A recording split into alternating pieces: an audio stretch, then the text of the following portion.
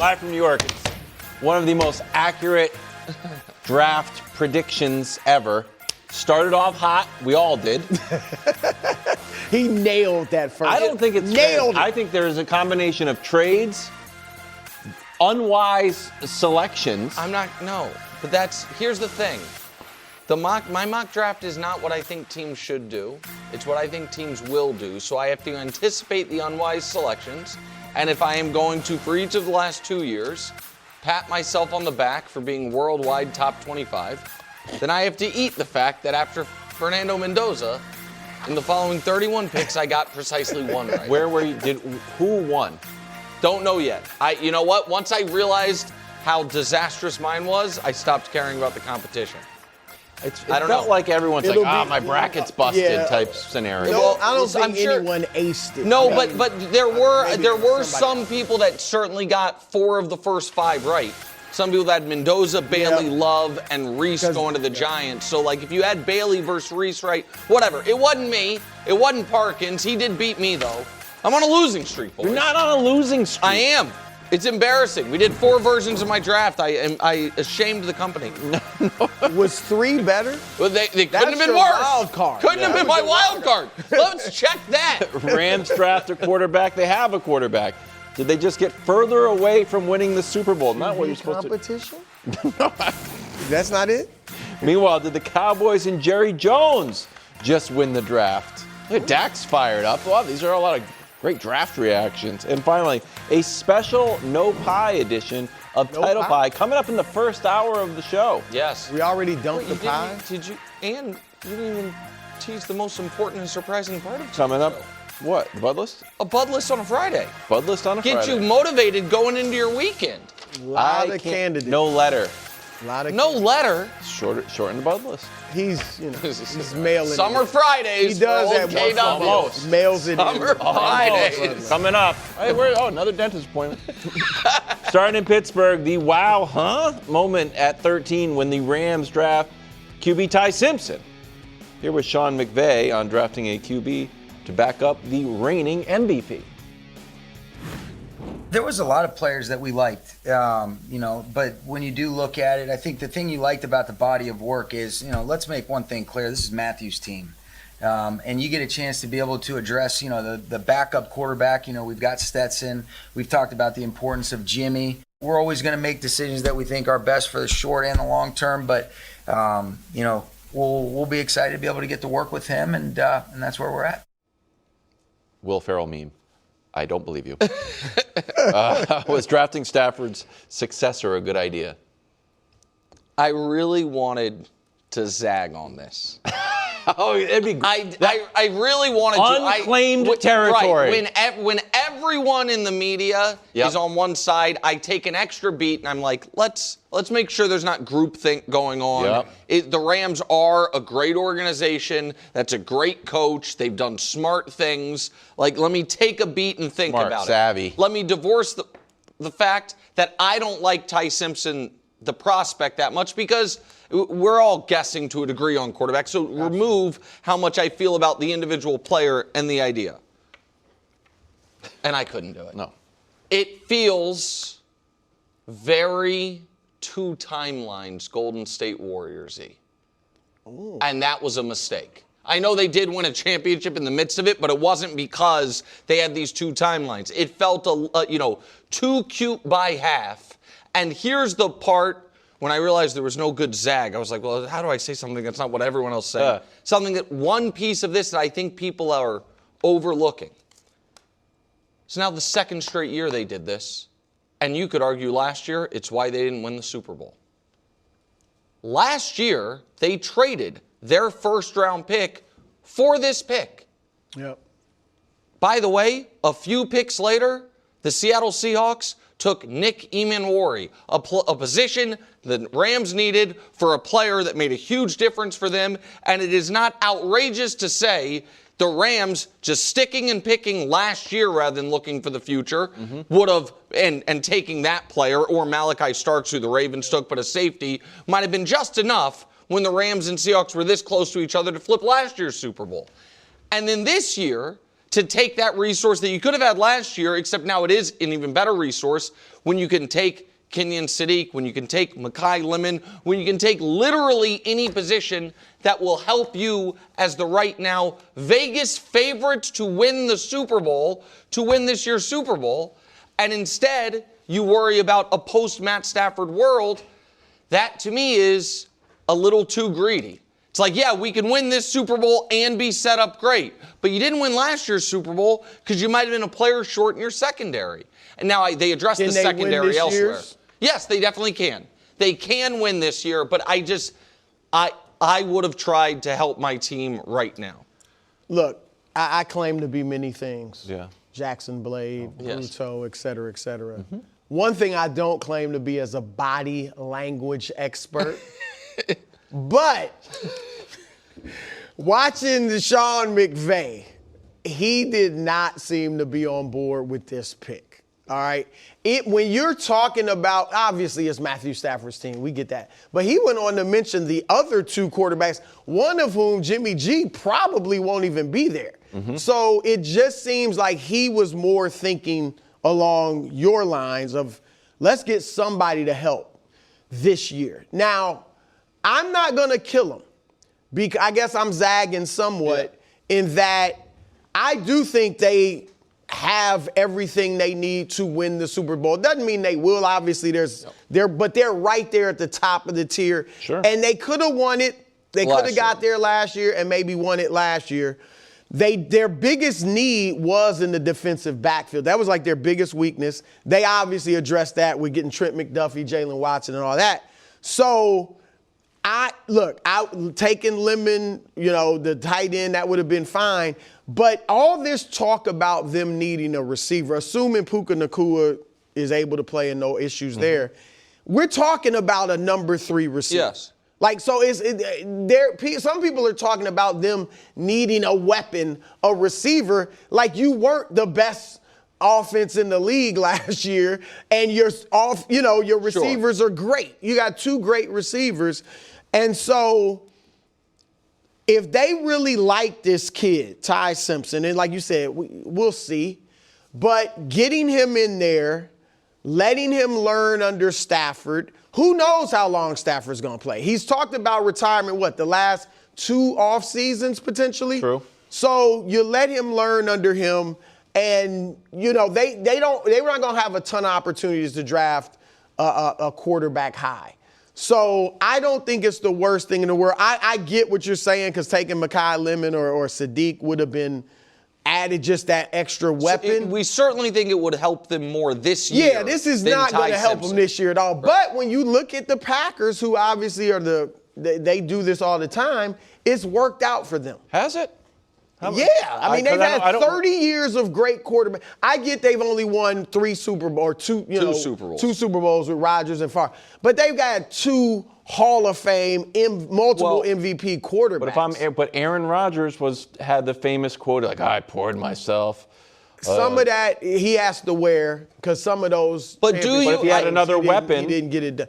He had Devontae Adams and some other good receivers. Okay. So here's the other piece of it that I think is, and you alluded to it, Brew.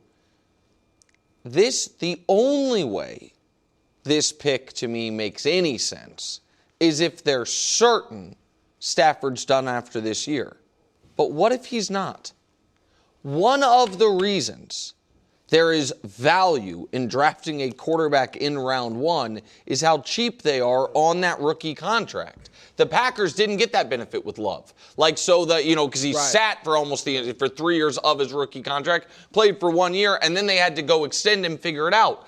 They are now in this very awkward spot where, what if next year goes similar to last year, whether they win the Super Bowl or not, but Stafford is awesome, and it's like, you know what, I'm having fun. I wouldn't see him retire. I want to keep going. I'm not regressing. Then you're just sitting on this player, and by the time he does eventually play, you have to decide whether or not you're paying him. What it does give them, and I'm not advocating this. Yes. But let's hypothetically, if he looks great in practice, oh man, he will be the heir apparent. It gives them a little power in negotiating with Stafford. Oh, that is when because he's this is gonna the last year of his eventually deal. wanna No, re-up. that Right. is true. But I am all for long-term planning in the NFL. But I also think there is the way you should run a rebuilding team is its own category. The way the vast majority of teams should run their business thinking about now and the future, that's the majority category. And then there's the very, very slim, unique category of Hall of Fame quarterback at the very end of his tenure. And that is what the way the Saints, they didn't quite execute it, tried to do with Breeze, where it was, you know what? We're going to pretend like the future doesn't exist. Right. We are going all in on this. It's what I thought New England should have done with Tom. They didn't. He got frustrated and left, and there aren't many teams in that boat right now. In fact, the only team in that boat is the Rams. We have a Hall of Fame caliber quarterback who's still playing great, and he's old. That is a different rules of engagement for me on team building than every other team in the league because it's such a unique situation. That's why I say the quick difference between them and Brady, they are full of weapons though.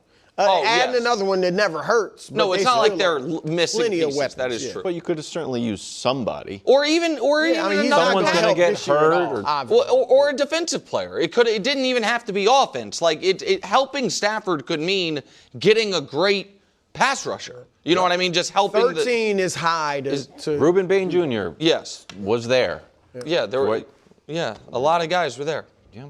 All right, Rams are picking 29 tonight, pick 61 overall. Kansas City goes all defense in the first round, trading up to 6 to get Mansour Delane and grabbing tackle Peter Woods at 29. Here's Kansas City GM Brett Veach explaining a little bit of their plan to trick the media. 3-4 weeks ago when we were going through the 30 visits, I bumped Steve and I said, we're going to bring our corner. And he's like, don't bring him in. Just don't bring him in. Let's just zoom him. Let's keep it quiet. Thought we did a good job. I think a lot of people thought we might go offensive line there. But this was our guy the whole time. You know, again, assuming Bailey and Reese were off the board, great players. But, I mean, we had Delane right up there.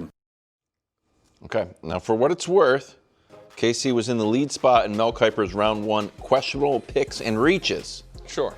Do you like the Chiefs' first-round picks? All right, as a general rule, I do not like trading up. You guys know that. I have to be consistent on that. And they trade the trade ups I like the most are pick swap trade ups. Like we're trading up and giving you our third and getting back your fourth. You know what I mean? Where you keep the same number of picks. That's not what this was. They traded up from 9 to 6 and gave up the 74th pick and a 5th rounder. So it not only was a trade-up, it was an expensive trade-up. The reason that I am not overly upset with that is I valued Reuben Bain and Caleb Downs way more than the Chiefs did. Mm-hmm. The Chiefs board went as follows. Fernando Mendoza, obviously they're never going to draft him. Bailey, Love, Reese, and the 5th player on their board was Mansour Delane, the corner. They felt very strongly that the New Orleans Saints were not only a candidate to draft him at 8, but likely to draft him at 8, which is why they thought they had to move on. Because that's the question. It's a good chance, I think, they could have got him without moving up. You can roll the dice on that, and then if they do, you draft. I think they would have pivoted actually all the way to Jordan Tyson, which is a pick I wouldn't have liked. I like this pick more. Mm-hmm. But the Chiefs' track record is they identify corners great. They develop them great. Now, the argument is, so you don't have to draft one in the top 10 because you can develop them. They look at this guy as a special player. Yeah. So that's that piece of it. Peter Woods brew 1 year ago today when the last year's draft ended and people started doing the too early next year mock drafts. The consensus big board, he was the number 1 player on that board. It was him, then Arch Manning. He and all of Clemson had these disaster years. Value fell. I thought he was going to fall out of the first round entirely. But a year ago, people thought he was a lock top 5 pick. I say all that to say this. Wide receiver is a want. Mm-hmm. Secondary and D-line are needs. They address secondary and defensive line in this draft. Now, I still think they need an edge rusher. And it is going to be tricky trying to get, they don't have a third-round pick now, so they're going to get either an edge rusher or a receiver at 40.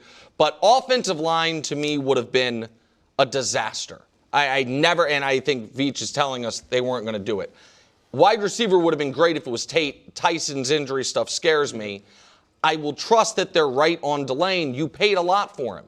Now, last decade, corners that go in the top 10 are awesome. Like it's Pat Surtain, it's J.C. Horn, it's Sauce, it's Stingley, it's, the best corner. It's Devin Witherspoon, went number 5. Yep. It's great corners. If he's a player like that, this obviously works. And then you see if Woods can be the guy he was a year ago. But listen, I thought Bain was the guy. I clearly valued Bain more than the rest of the league as he fell to 15. I thought Downs made sense. Downs falls to 11. Mm-hmm. So that's where it fell. Yeah. I think obviously they had to address the defensive backfield, no question about it. So getting Delane, I'm fine with it. And as long as he becomes Trent McDuffie or even Trent McDuffie light, but he's a really good player, then I don't mind moving up. Because if he's a great player, hey, you just moved up a couple slots to get him. I'm not sure they had to, so there's a little question there. As far as Woods, I would have preferred a receiver like Denzel Boston. We talked about that yesterday. Red zone, big guy, big he target. Might be there. I mean, they might get him at 40. Well, and I believe they felt like any receiver we like at 29 is not much better than what we can, or better at all than what we can get at 40. Or we might be able to get that guy at 40. So I clearly feel like they believed we'll be able to fill our receiver need later in the draft, probably at 40. So as long as they can do that, this is fine. I mean, look, Woods, they don't need him to start right now. I think he will, though. You think he'll start? Well, yeah, because you start 2 D tackles. So I think it'll be he and Chris Jones on the Tonga? interior. I think Tonga and Omar Norman Lott, it'll be a rotation. But I think the plan. Yeah, I think it'll be. And I think the Chris Jones piece is, if the idea behind Peter Woods was he has all this talent and last year the motor wasn't there, having him learn from Chris Jones, you know what I mean, is the idea. It's similar to when I was saying the Chiefs should draft a tight end before Kelsey retires so we can learn from Travis. Like the glass half full version of the Chiefs draft is this. They got the first corner taken in the draft and the number 1 defensive tackle on their board, number 2 in the draft, because the Vikings took the guy that people are a little confused about why they took. Yep. But at edge or receiver or anywhere else that they would have taken, they're not taking the first guy of that position off the board. So they think they got the best corner and the best D tackle. Now, what I thought you might say is, does Chris Jones now play more edge himself? You know what I mean? With Tonga and Woods on the inside on passing downs, have Chris Jones out on the outside. Yeah. They've got to find a way to affect the quarterback. He should do that, but not the way an edge would. And then Delane. Defense, I mean, look, there's a lot of turnover there, but their defense has been pretty good the last few years. Do you think they need offensive help? Round 2 starts tonight at 7 o'clock. First 3 picks. San Francisco, pick they got from the Jets. Arizona, and then the Bills might target a weapon for Josh Allen. Brew, we'll start with you. Who do you think won round 1? Well, look, I think they could have done even better, but I still will stick with the New York Giants. Oh, okay. Getting Reese, and I guess we'll get to Malik Nabers, talking about that pick later. But even though Thibodeau and Abdul Carter and guys, they've been drafted in that position recently, those two haven't popped yet. And Thibodeau has, been injured, and maybe he's, trade bait now or whatever. But I think they looked at it like, wow, this guy could really be special.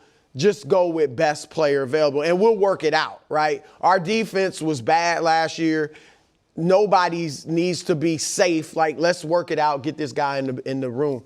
I would have loved for them to have taken Caleb Downs, because then I think your defense is really solidified, But as it is, they added the offensive tackle from Miami, and it never hurts to build up your offensive line. They got a young quarterback. You want to protect him. So I love Arvell Reese at 5. I'm fine with the offensive tackle at 10.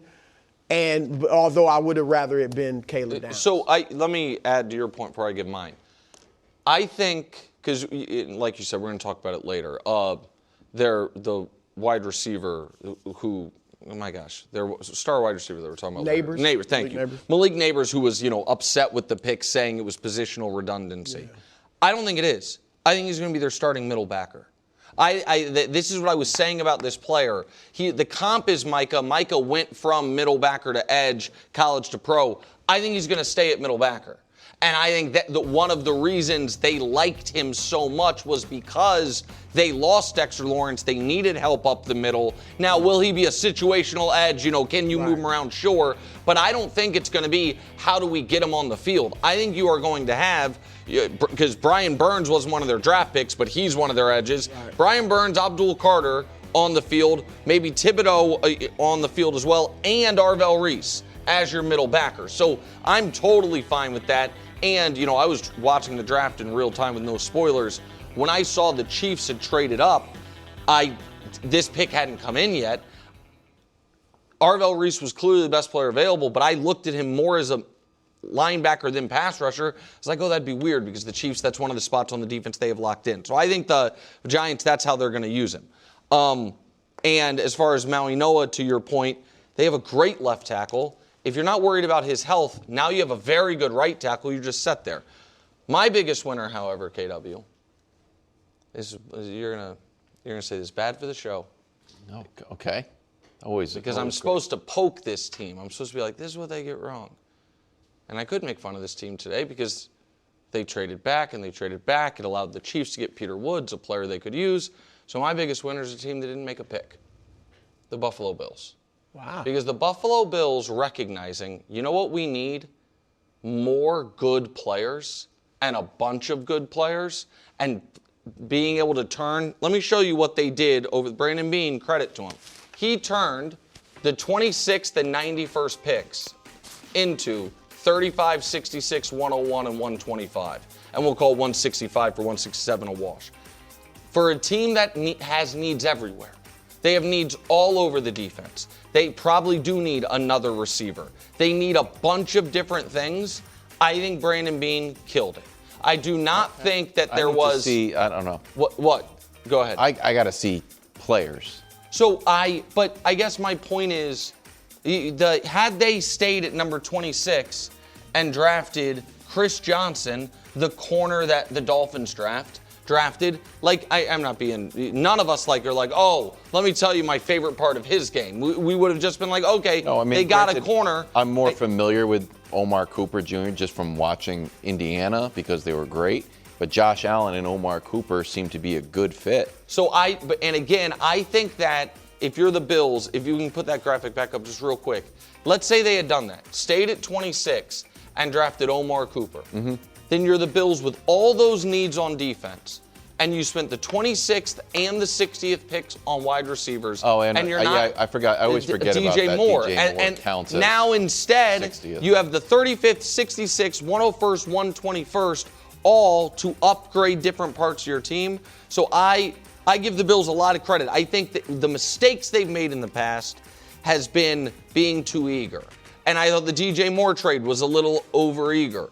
But once you do that DJ Moore trade to recoup the picks, I think it's a great job. I think it's a great job. Well, in particular, I think with a draft where that's top-heavy. Correct. Maybe what you get at 34, you think you can get it 58 or something Correct. like that. Guess so. I don't know. Yeah, I just feel like everybody's, obviously everybody's different. Yeah. All right, you mentioned Caleb Downs. I thought the Cowboys getting Caleb Downs was the steal of the draft. Yeah, I agree. If we consistently talked about him as being the best player in the draft, and he was there at 11 and fits a need for the Cowboys who went double defense with Makai Lemon, who we didn't talk a ton about. That was maybe a bit of a reach according he's on the edge, but Sport. if they like him, and as much as we sort of mock the Cowboys, they have drafted well recently. They draft well and make smart decisions. So they got him at 11. He didn't allow a touchdown in 2 years for a porous defense, and we know that Dak is going to score points.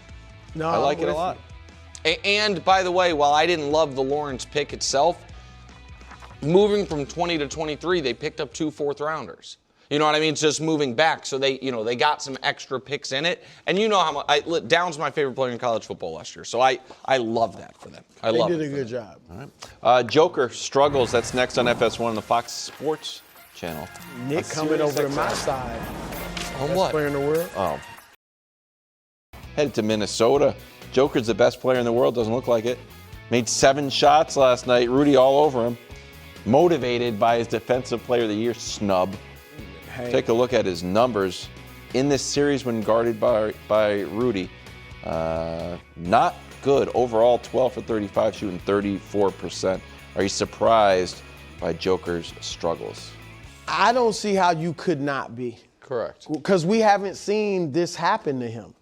Like, obviously, we've seen him lose, but we haven't seen anybody kind of lock him up the way Rudy Gobert is. Heck, a couple weeks ago, he schooled the unanimous Defensive Player of the Year, Wembanyama, who's the best defender in the world. Which is why I don't want to hear about injury. I don't want to hear, he hasn't been the same since he came back from his bone. No. We saw him put 40 and 20 on Wemby. Yeah. For the record, the reason why he's saying that. It was not just you. Well, straw man, I'm like, I bet he's injured. No, it wasn't just you. It was. I heard my pal Bontemps so talk bad about it it today. doesn't make sense. Well, forget to look, shoot? the three-point shooting is critical to this situation because he is shooting 17% from 3 over the last 2 games, 32% overall over the last 2 games. And what the difference in Wembanyama and Gobert versus Jokic is Gobert is, at this stage is much stronger than Wemby. And so he can battle bang with Jokic inside, so Jokic can't just back him down and score over him inside. And so he's getting the 3, but he's not hitting it. And he hasn't hit it since the All-Star break. He's shooting 29% from 3 since the All-Star break, which is a long sample size. So I am shocked by the way Gobert, and credit to him. And to your point, the Timberwolves as a whole are angry. Gobert's upset and using it about not being one of the top 3 defenders in the final ballot.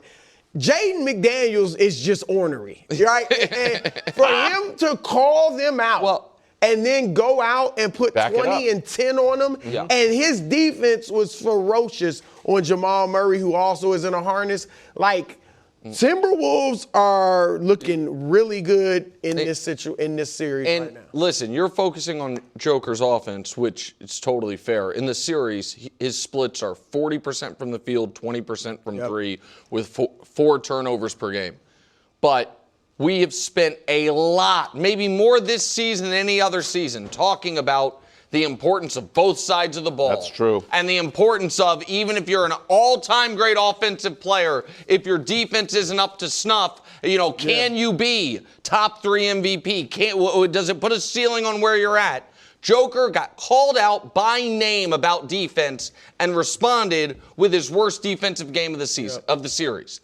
And listen, I picked the Nuggets to make the finals. I have loudly said for the last few years, he's the best player in the world. This is how you lose that title. And there is not a single moment in modern NBA history where the best player in the world had 3 consecutive early playoff exits and kept the title. I went back this morning and looked. Kareem had back-to-back in the 70s, but then went right back to the deep conference finals and then finals. If Moses ever was best player in the world, it's because he was going to the finals. Magic, Bird, Jordan, Akeem, Jordan again, Shaq, Duncan, Bron. Giannis lost it because of these early playoff exits. That's a good point. Giannis was, at least for me, Giannis was the best player in the world post-Bron. He lost it because his team was getting bounced early.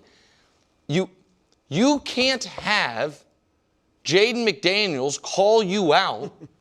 You are being discussed as one of the greatest players of all time, which is how he is discussed, and respond with this and not get dinged for it. No, you're absolutely right. And go ahead. Well, and what they did exactly what McDaniel said. They hit 9 3-pointers yesterday. 26%, I believe, they shot from 3. So it wasn't like they were on fire from outside. Anthony Edwards is not Himself the yet. injury. Yeah, he's not himself. He had 17 points. But they were attacking the paint because they're like, you guys can't stop us. All right, they outscored the Nuggets 68-34 in the paint. They literally just said, what Jaden said, that's what we're going to do. See if you can stop us. And they can't. And if Denver, if you can shut down their offense, you're going to beat them because their defense is just not great. Mm-hmm. And so them scoring 96, they're hardly ever going to win scoring 96 points. How worried are you about Aaron Gordon? That's huge. I mean, the calf They can't win the series without him. It doesn't seem that. I mean, this series, these teams, we've talked about how evenly matched they have been. I won't go that far to say they can't because you want to think they should be able to, right? You still got 2 All-NBA players against Anthony Edwards, who's banged up. There's no excuses for Jokic, even if Gordon is out. But I'm leaning with Nick in that without him, man. It also seems like they're optimistic that he's going to be back and going to be okay. Scary with a calf. Yeah, too. of course. Listen, I get a little. I think guys sometimes lose in the playoffs, and they were amazing, and what more did you want from them? That's happened to Joker before, where it's like, look at, his team, some of those playoffs when Jamal Murray was out injured, Joker is doing everything he can, he just loses. Obviously, we've seen it happen to Bron, we've seen it happen to all-time great guys. So just losing or being upset in the playoffs does not inherently mean you didn't come through. Right. This is the first series that I have seen Joker play since he's been this perennial MVP candidate, where it feels like you're part of the problem. You are being hunted and targeted relentlessly on defense, and you are losing your matchup. His numbers are still huge. So we're obviously judging on a curve. But he's still averaging, 25, 14, and 7. But it's just in their job, in their role, Rudy Gobert is doing his role better than Jokic. Denver's still favored tomorrow, game 4 at 8:30. But the series is now a pick'em. Series is dead even. Head down to Atlanta. New York battled all the way back to take the lead in the 4th, but it's CJ who hits the go-ahead bucket with about 13 seconds left. One last chance How'd this possession for the Knicks. Josh Hart finds Brunson, who takes it down to the baseline and then finds Kuminga at the three-point line. Kuminga not on his team. Hawks up 2-1. Here was Jalen Brunson postgame. Can you walk us through what you, saw in the last 2 possessions there down the stretch?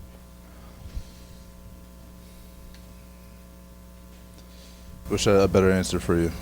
I got nothing right now. Oh, it's New York in trouble. I think I'm going to surprise y'all. I told you a few days ago what Atlanta is. What'd you call them? A pest. Yeah. They're a pest. An athletic pest. Yeah. A pest that is growing more confident by the game. Uh-oh.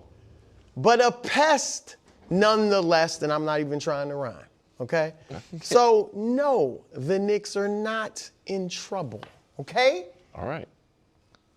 They're at death's door. They are on their last legs, all right? They are sinking fast. I'm telling you. Oh, my goodness. Yeah, they're in trouble, okay? And everybody's in trouble. From Leon Rose on down. Jalen Brunson's being outplayed by C.J. McCollum. Oh, yeah. Yeah. I mean, Mikal Bridges. Uh-oh. A goose egg. Not good. He scored as many points as me last night. Had 2 assists. In 20 minutes. 4 turnovers. So what, you can't say he wasn't active. He turned it over 4 times. Goodness. I mean, this is, they're in trouble, okay? And now, I'm not writing them. They got to win game 4. I don't see them winning they're next week. They're at death's door. Yeah, they're at death's door. This is it, Knicks. This game, you got to get this one. Can I just, before I even give my take, sorry to go way far ahead. If they lose this series, what do they do? Giannis time. Well, yeah, but That's hard do to they do. have the picks, right? Yeah, I just don't know what they do. Shingun's helping him out right now, and that he's not looking like you want to trade Depressing him. his value. Yeah, I mean, right. But it's not that simple is the bottom Yeah, line. correct. That's how I. Milwaukee, I'm like, I don't. Okay, so you want to go to New York? We'll see. That's how I feel Yeah, as they gotta give well. us So listen, I picked Knicks in 7 for it to be 7. It's got to be close series back and forth. So in that regard, like, I actually still feel like that's probably how this ends. Knicks in 7. Okay. However, They got to win game. Of course, they have to win Game 4. Their season is on the line in Game 4. However, one of the reasons I picked Knicks in 7 through 3 games, I have gotten exactly 100% wrong. It was, listen, these two teams are about evenly matched, and there will be close games in this series. And when those close games come down to the final minute, I'll take Jalen Brunson over C.J. McCollum. Right. CJ. That was what I think everybody would have right. said. That was the least hot take imaginable. And what has happened is Jalen Brunson, we didn't even show the possession before, airballs a shot, up 1, chance to really put, not a stranglehold, but would be in This was firm. also great Right. Hawks defense. This Yeah, absolutely. It And is they're a great Hawks defensive defense. team. But he also is, listen, he's been the clutch player of the year. He is a tough shot maker. It's where he's made his name with the Knicks. The next possession we did show, they didn't even get a shot up, which is unforgivable. You have 12 seconds left. The only thing you can't do is not get a shot up. Hell, take the crazy Kawhi shot. Throw it off their right, throw it off their or leg. something. Great take. Do something. And then CJ's just cold as ice. And CJ for the second straight game, at this point, I feel like he's being a little. Oh, he's enjoying the villain role. Oh, yeah. Oh, He's enjoying it. No, And but I'm not mad that's at not him, even but- what I was going to say. After game 2, in the post-game interview, he was like, I missed my free throws. But then after game 3, when he was like, I can't get switched on like that against Jalen. All he did was talk about what he didn't do wrong. Like, buddy, you hit 2 game winners.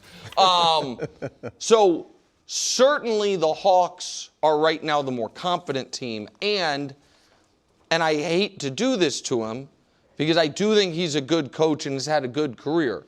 Quinn Snyder's winning his matchup too. No, he is. Against Mike Brown, and the Knicks have I feel more talent.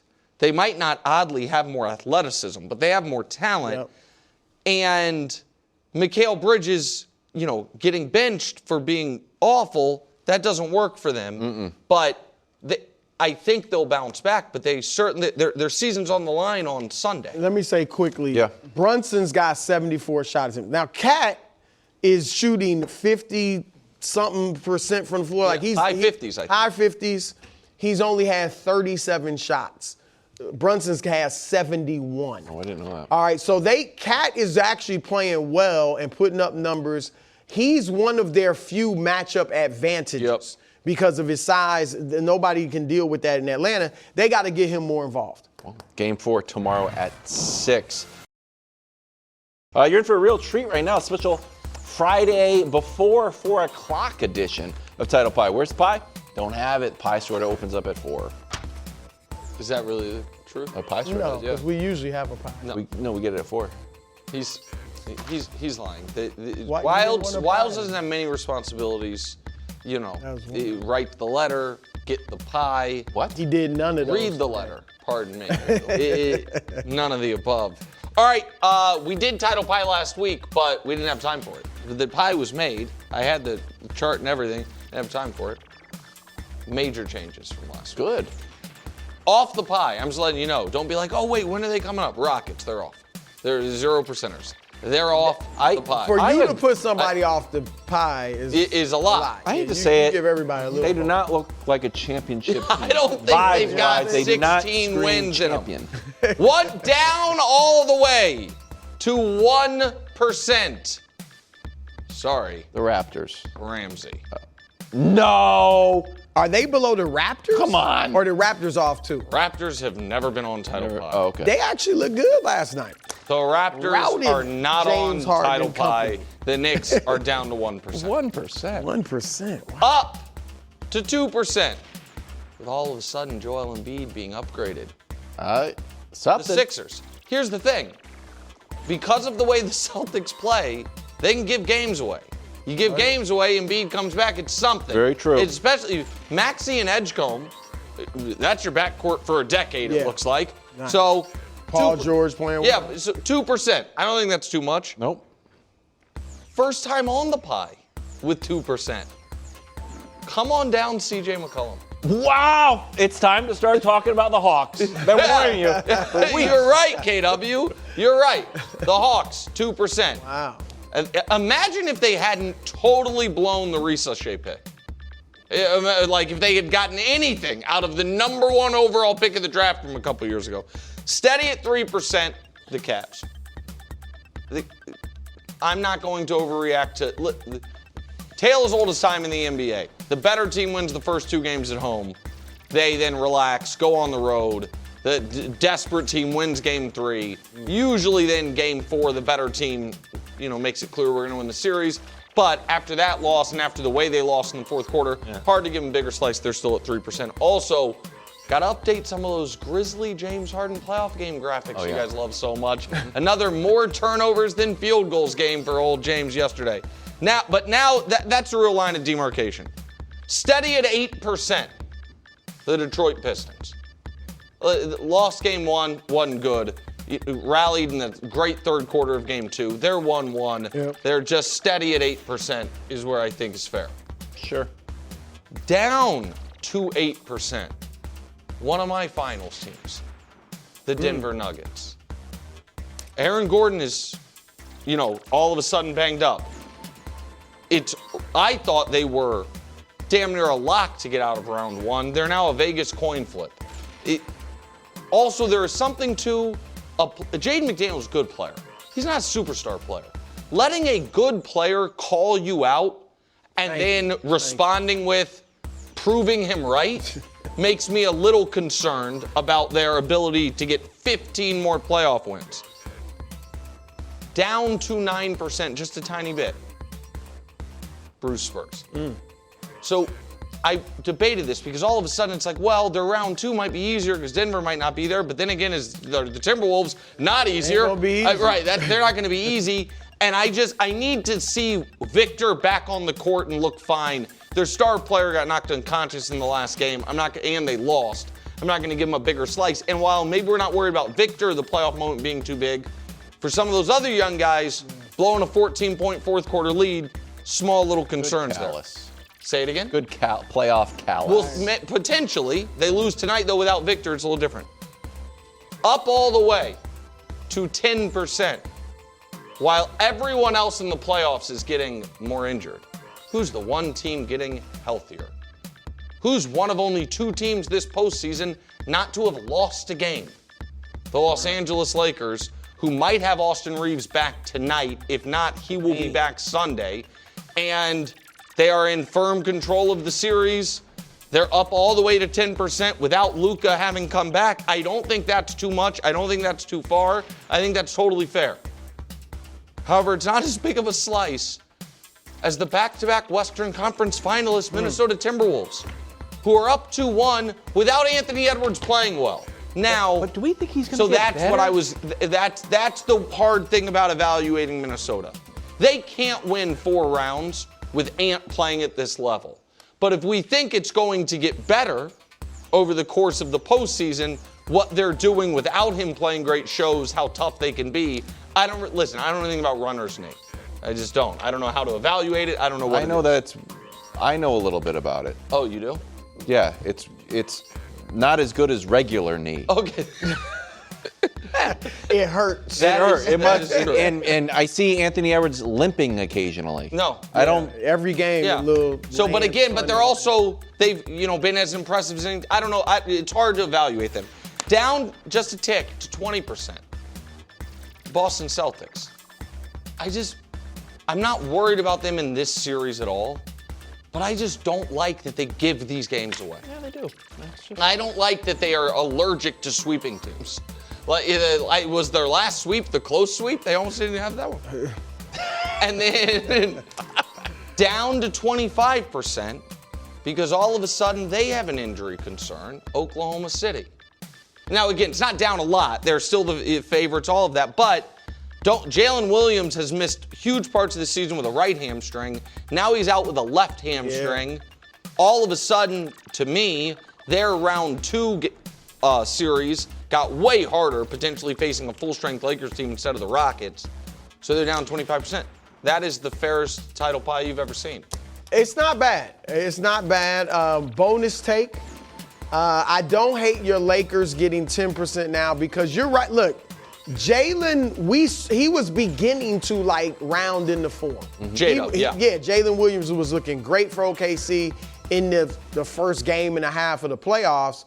And so to lose him, as good as A.J. Mitchell and some of those guys that have filled in for him are, they're not him. Yep. And so if the Lakers are at full strength, it just makes it interesting, a little more interesting. Spurs, I would move up behind Boston. I hear what you said. That's not totally wrong what you're saying, but I'm with Wilds. I think this is good for the young boys. Little adversity never hurt anybody as long as they win. And Wemby, the fact that he flew to Portland is good news. Seems like maybe he could play Sunday. I mean, just the way they're saying maybe he plays tonight. I mean, I guess that's possible. So yeah.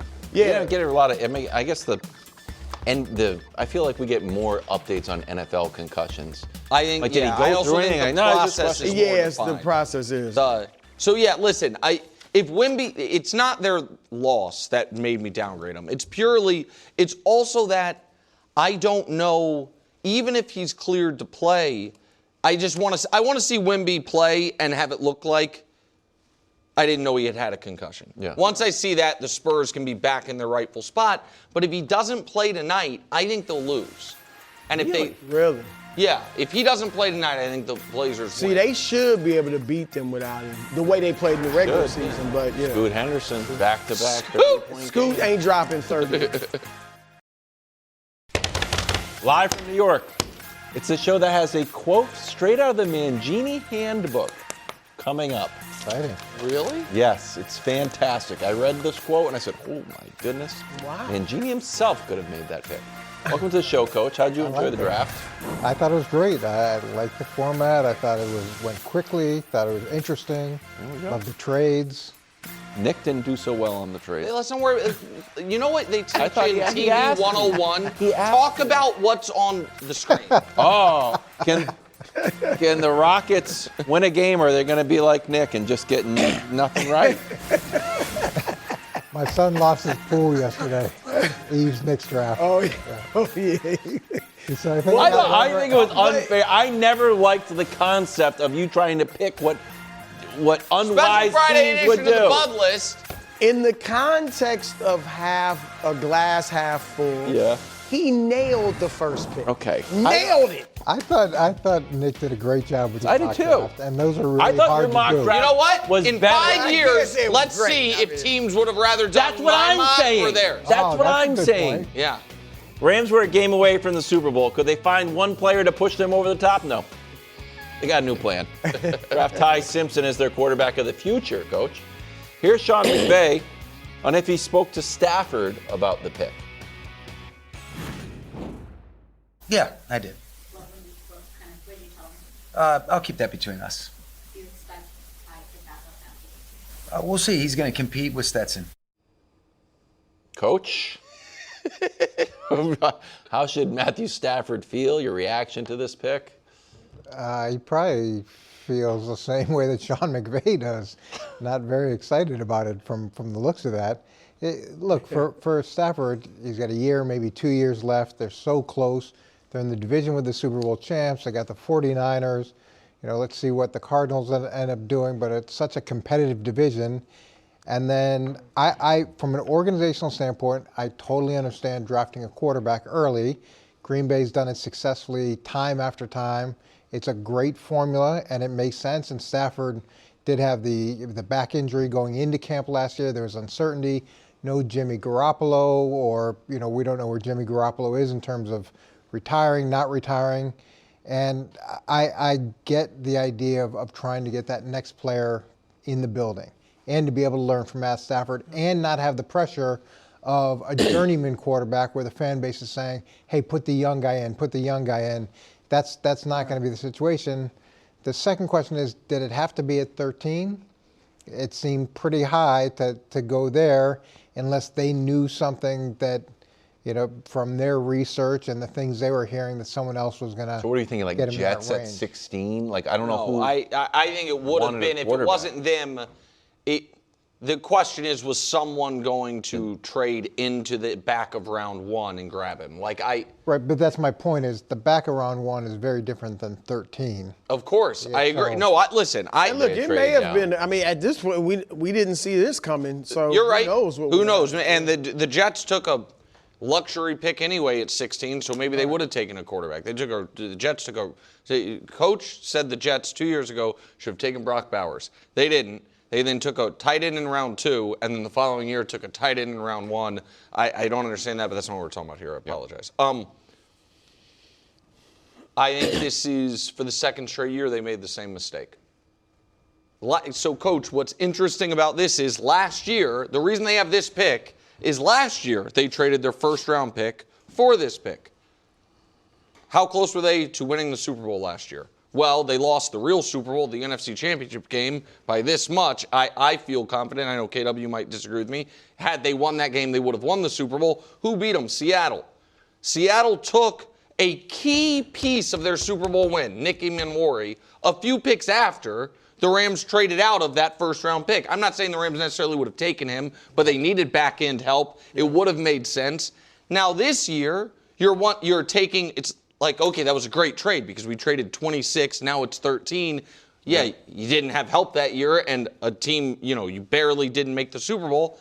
To now spend it on, man, this pick's going to look great in 2029, I think undersells the value of winning the damn Super Bowl. And I think that there is a bunch of different ways to build a team, and then there is a very specific way you should assess team building if you are lucky enough to have a Hall of Fame caliber quarterback at the very end of his career. That's where a lot of my rules about thinking about the future and, not overspending, not borrowing from future year cap, all that stuff, I will throw it out the window. Like if we are, God willing, doing this show in 9 years.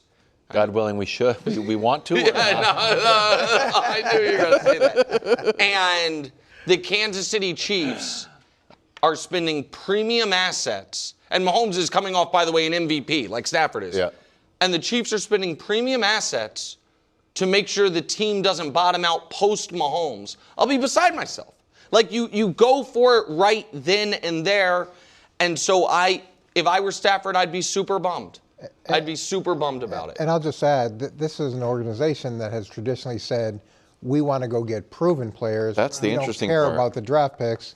Right. It's legendary in terms of their approach to that. So then now to use a premium draft pick to get a young guy that you're hoping will work out, and look at how this ended. They trade Jared Goff to get a more proven, what they in their mind was a more proven quarterback, and now this is completely flipped. And I think their biggest weakness was in the defensive backfield. They feel like, and they did address that with getting Trent McDuffie, Jalen Watson. So I'm kind of with you, Coach. I understand it. I don't look at them for all, like Nick, you're right, obviously prioritize a Super Bowl with Matthew Stafford. But there's nothing, I'm not looking at that roster and saying, oh, they can't win the Super Bowl because they don't have this or they don't have that. Everybody talking about they need a receiver. It would be a number 3 receiver, assuming Nakua is fine and can play. You still got Devontae Adams. So they're fine there. 13 feels high to go, spend a pick on the future. But I'm not going to kill him for it. As far as Stafford, to me, this should not be Aaron Rodgers a few years ago when they drafted Jordan Love. Because, again, they clearly have enough. Doesn't mean they will win the Super Bowl, but they have enough to be right there again. They obviously were right there last year. And obviously this kid's not a threat to him at all. I said earlier, though, Coach, one thing it does give, where it could affect Stafford, is if, let's say, this year he's not quite as good as last year, but he plays well, whatever, and wants to play again and get a new contract. If Ty Simpson is really showing like he can play and practice and all that, and they feel like this guy is the heir apparent, maybe that affects Stafford's negotiating power. But outside of that, I mean, don't you guys think it's also really an outlier for the head coach not to have talked to the prospect prior to? Except, so I thought that same thing, and then the I don't know if it was the Athletic or ESPN.com's beat reporter said that's how the Rams do it. That the head coach or GM don't they don't go to the combine. They're the only team that doesn't invite guys in, those top 30 visits. They don't invite guys in. It's not part of their process. Because they want to be secretive? That part I don't know. So I thought the same thing until according to the article I read today, that's how they've always done it. You just don't What? want Yeah, you may want to, in terms of smoke screen or from that perspective, but it's just such a intricate relationship between the head coach and the quarterback, and especially when you have an offensive head coach who's going to be so involved in that player's development, you'd think you would want his feedback on, hey, what do you think about this as the future of our franchise? And everybody has different ways of doing it. It seems so very Snead different. had a relationship with his dad, his father. It seems like that's a little overstated. Yeah, but he did have his dad did ask for Snead's advice on should my kid go back to school or go to the pros, and Snead told him, this is according to Schefter, Snead told him months ago, no, the league looks at him as a first-round pick. Yeah, so maybe it's not best friends, but no, his dad, because this kid, Ty Simpson's dad's a football head coach at Tennessee, Chattanooga, Tennessee, Tennessee Martin, T. Martin. One quick question that it hit my radar. I want to see if it registered with anybody else. We talked about Stafford has flirted with retirement. McVay has flirted with media, and the Les Snead, McVay, and they really are in lockstep. Often, they had those kind of fun draft parties, and this time they really felt apart. I'm like, oh man, are we looking at not only a post-Stafford Rams, but a post-McVay Rams? Or the flip side to that is maybe even if this isn't what Sean McVay wanted, Les Snead is thinking the only way he doesn't retire when Stafford walks out the door is if he believes we have a quarterback in-house. I'm going glass quarter full. But if you did that, you'd really want him signing off on the guy. Yeah, that's true. And be in lockstep with you as you go and draft him. The other weird thing is, and then we'll move on, he's only started 15 games. It's like Correct. To be drafted that high, like Anthony Richardson started 13. Anthony Richardson was known as this raw prospect. all those guys on that list, the top 5. There's Mark Sanchez, Trubisky. None of them panned out, right? Yeah, Trubisky. I'm a Trubisky. Trubisky panned out. He was the second pick of the draft in Mahomes' draft. I like Trubisky. Okay. Did he not go to the playoffs? He didn't pan out. He actually made a Pro Bowl or two, he did. but he didn't. Let's pan move out. on. 2 Pro Bowls? Yeah, hey, He KW, didn't pan we're out. the Mitch 2 Trubisky Pro part of the Bowls? show. You know what the Pro Bowl. I want to get to this because I think Coach loved this. Very excited to hear about it. Kicked around the idea of the Chiefs drafting a weapon for Mahomes, but the best offense, a good defense. Corner Masur Deline at 8, defensive tackle Peter Woods at 29. Right move to go all defense here, Coach. Yeah, I definitely think it's the right move, and I like the fact that they traded up. And when we went and got Darrelle Revis. Oh, tell me more about Darrelle Revis. Well, it was the same thing. Is we identified him as our guy, and we felt like the gap between him and the next corner was so big that we were going to have to go get him. So the night before the draft, we had confirmed a deal with Carolina where if he was on the board, we'd make the trade. He's on the board, trade goes through smoothly, we get the guy that we want. And I feel like that's where Kansas City was. They identified him as their guy. They felt like the gap between him and the next available guy was so big that they were willing to go ahead and make that jump. So I totally agree with that. And talk about a position of need. They lost 3 guys in the secondary. That was a desperate position of need. So there's that component of it. And with the second pick, what's interesting about this is he's considered to be an underachiever. Hyper talented, but tended to underachieve in college. And ironically, there can be some value in drafting an underachieving defensive lineman which sounds strange to say, but you know that there's more ceiling for that guy to reach. Sometimes when you draft the overachieving players, they come into the league, they've already hit that ceiling, the competition's so much greater, they're not going anywhere. With a defensive lineman who's got as much talent as he has, who really, flashes sometimes and then disappears other times, you're hoping you insert him into this defense, this culture, with this group of leaders, and you start to see the flash plays that he showed throughout the course of his Coach career. is not being versus invited not. to any college coaching guest speakers. Like what Why? guys? There's real value in underachieving. Go out there, and make No, a but I get that. Where don't show it off. Believe me, unfortunately, I've drafted enough overachievers to be like, this isn't working. Here's well. what I know. I know that I trust Coach's opinion. You asked Coach about Mansour Delane. The first name out of his mouth was Darrell Revis. I trust Louis Riddick's relationship I'm of just the letting you know. I'm I just like letting it, you though. know sequencing of speech. I trust Louis Riddick's opinion. Smart guy. Chiefs draft Peter Woods. You know the first name out of his mouth? Aaron Donald. Oh my! Wow! I'm What a telling you, draft! on the broadcast, he said you watch this guy's best plays Revis and Aaron you Donald. feel like it's Aaron Donald. I'm just telling you what And he said. Mahomes. I'm just telling you what the guy said. my God. Now Defense. I also traditionally I don't love trading up. However, it does warrant mentioning. The last 2 times the Chiefs traded up in the first round, there are similarities to this. They traded up for a corner they loved because they thought the drop-off between him and the next one was massive. It was for Trent McDuffie. The next corner, they jumped in front of Buffalo. The next corner was Kyer Elam, which was a disaster for Buffalo. I think Elam's actually now on the Chiefs, like as his 4th team. The time before that they traded up, it was specifically to get ahead of New Orleans because they had intel that New Orleans wanted the same player as them. That was to get Patrick Mahomes. The Chiefs very clearly believe New Orleans was targeting Mansour Delane, and that's why they had to move from 9 to 6 to get him. Again, I don't know if that's right. That's a pretty amazing hit rate. That was 2 for 2, and now we're seeing. Now we got Revis and Right, Aaron Aaron Donald. Donald. Oh my! I'd like Mahomes to have Throw that someone to throw the ball to. Well, so that's the other takeaway from this, real quick. Second round, maybe? And again, I had them taking Denzel Boston at 29. He's still on the board. Maybe they get him at 40. The other takeaway from this draft is the Chiefs felt the offensive issues were related to coaching and injuries and not personnel. I don't know if that's going to be true or not. Eric but Bieniemy. So Bieniemy, they have a new wide receivers coach, and obviously Xavier got hurt early. Rasheem missed, had the suspension, which threw. So Sure. I'm Kenneth not. Walker opened stuff Yeah.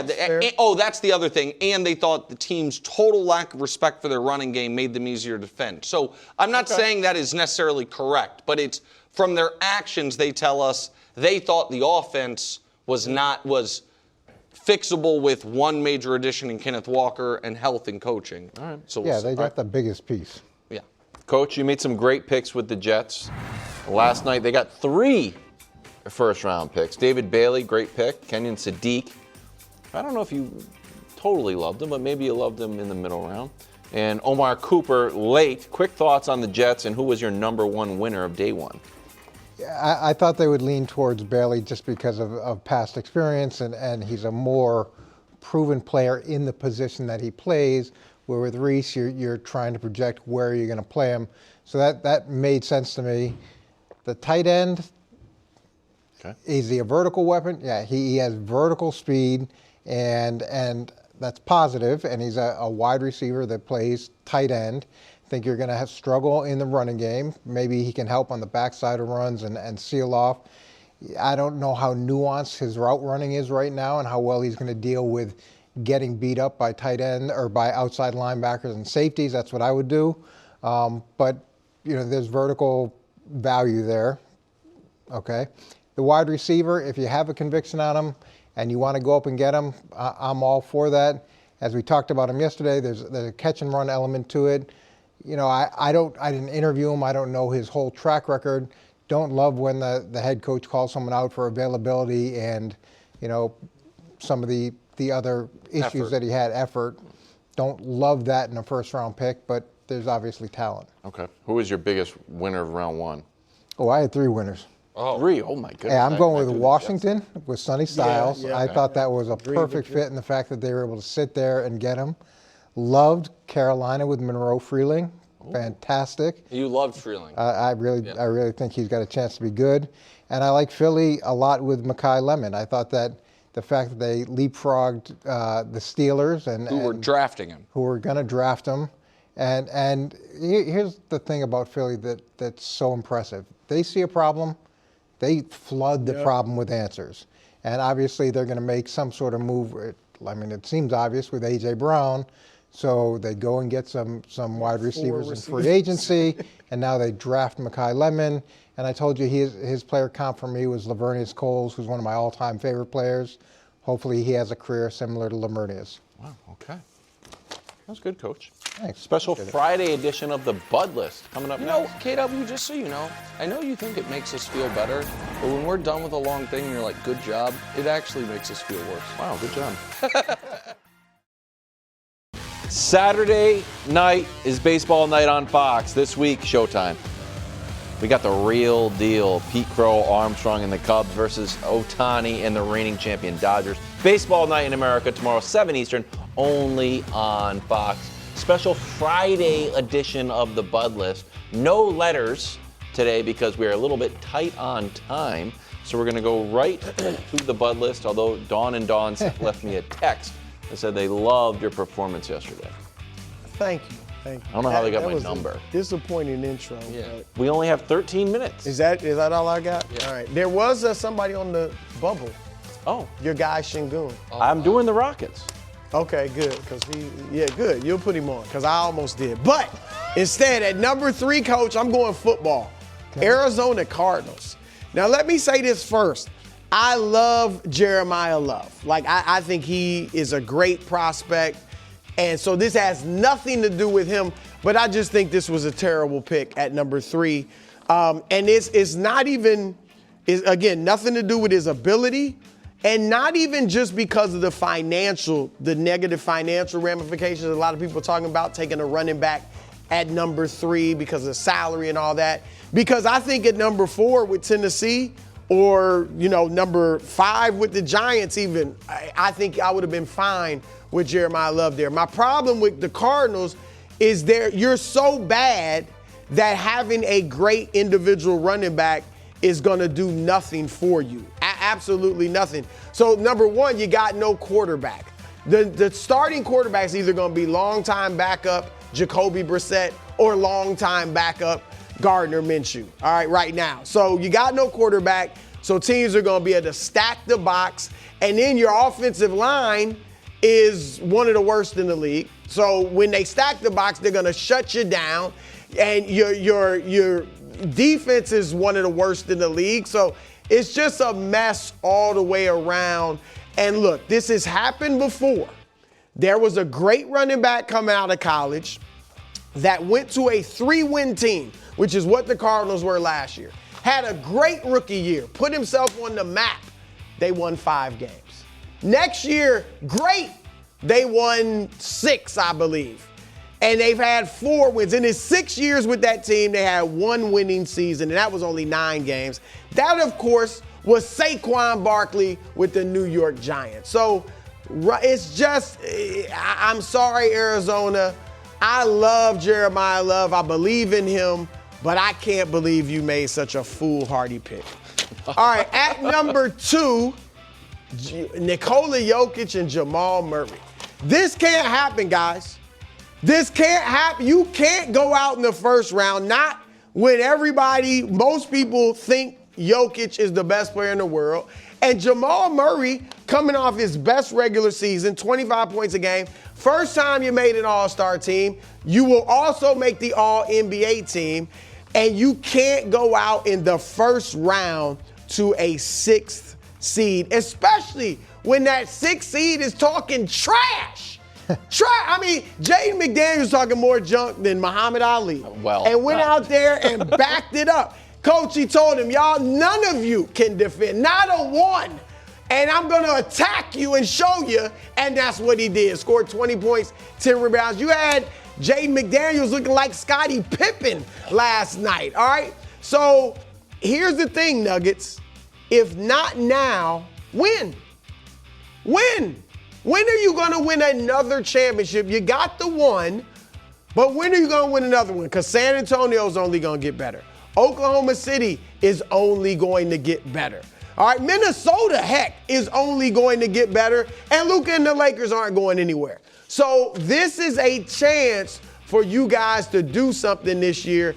I do believe in you, but kind of like this next team I'm about to talk about, you might be on death's door. Oh, my goodness. And that, of course, is the New York Knicks. Death's Sorry, door. Ramsey, I got to call it like it is. You are on death's door, Knicks. I mean, my goodness. If y'all lose to the Atlanta Hawks, then there could be more firings at Madison Square Garden than celebrities at Madison Square Garden at your games. There could be. From the top, how about the head coach, number one, Mike Brown? You think you could get fired? I'm just saying possibly. I'm not reporting anything. I'm just saying you replaced the guy who just got you to the Eastern Conference Finals. The charge was get to the finals.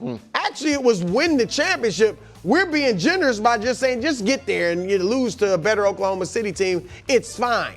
But the charge from ownership is we should win the finals. If you go out in the first round to a 6 seed, you had home court advantage. I don't know, because I like Mike Brown. I hope it wouldn't happen, but it might.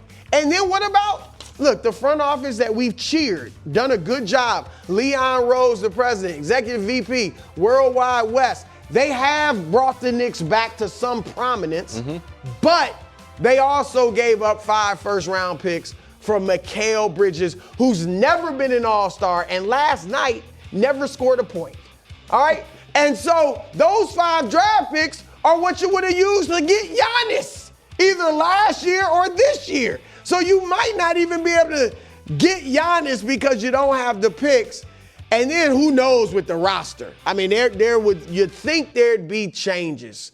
And so Knicks, I mean, at this point, we've lowered the bar. Yeah. We're just saying, just beat the Hawks. All right, just beat the Hawks, and that'll feel like some sort of accomplishment. All right, so Knicks, I picked you to get to the conference finals. So I still believe in you. Oh. But go ahead and tough love, Coach. You know I'm old school. He's old Tough school. love. Coach, you always love the butt list. It's so good. Yeah. I mean, you referenced Muhammad Ali, and then how about more firings than celebrities? Yeah, that's great. It's just quotable upon it. It's so good.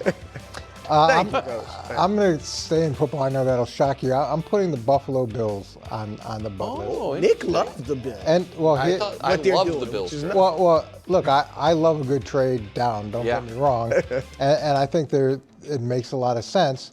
But here's what happened last night: is the Jets were able to add 3 first-round draft picks. Miami added 2 first-round draft picks. New England Patriots added some at the much-needed part to their offensive line. Yeah, so they can kick Will Campbell in the guard. Kansas City Chiefs add 2 first-round. So a lot of those teams got better, and now you're sitting here and you've got 9 draft picks left to go, and you've got to make a bunch of really good decisions moving forward. And let's just take a look at, we made a change at head coach, and we adjusted who's in charge. And so since Allen's second year, so after his draft class, this is what's happened. Among the 56 players drafted in that span, 3 have gone to the Pro Bowl. Wow. Okay, so there is a lot of pressure with these extra picks.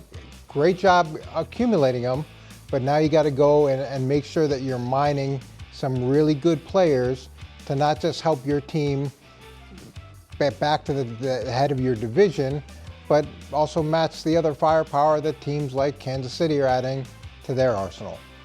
That's a good one. Pretty good. I like that. Before I go, just in general though, the process of trading back and accumulating those extra picks, you're fine. Oh yeah, no, I love that. I'm all for that, especially if you in a draft where you feel like the bottom of the first and the top of the second or the deeper Around the rounds same. are.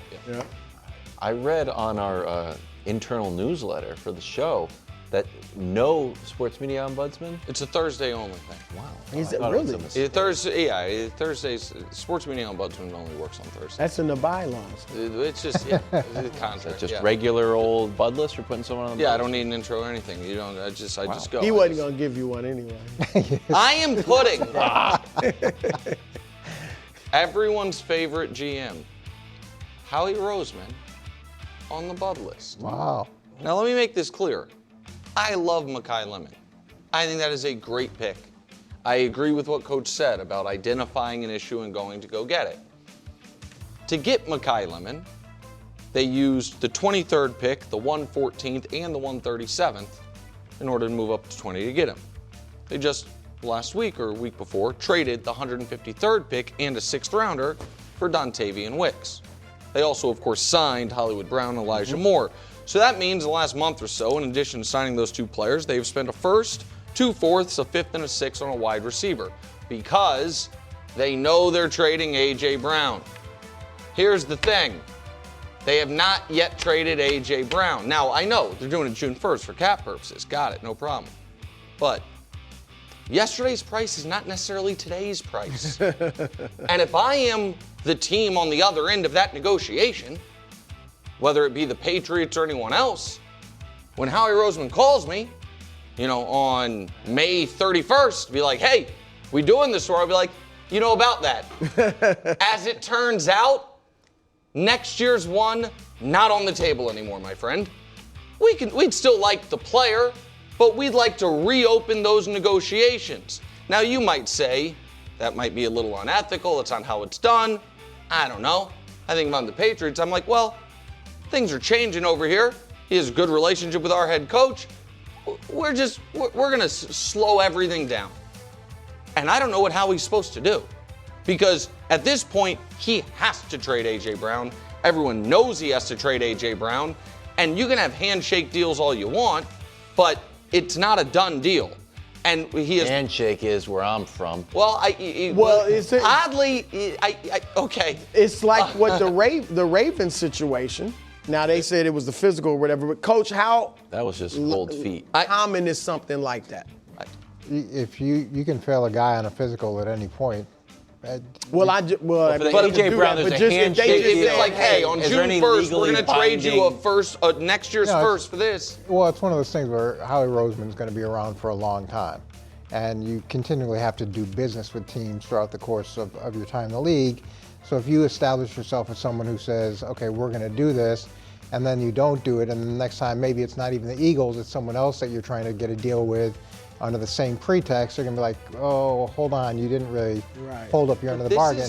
And the other thing I'll say, the difference now could be that as we get to June 1st and everybody sees their draft picks and they're running around a little bit and you've got a better sense of what you have and what you don't have, there may be another team that says, okay, that's great that you got that deal.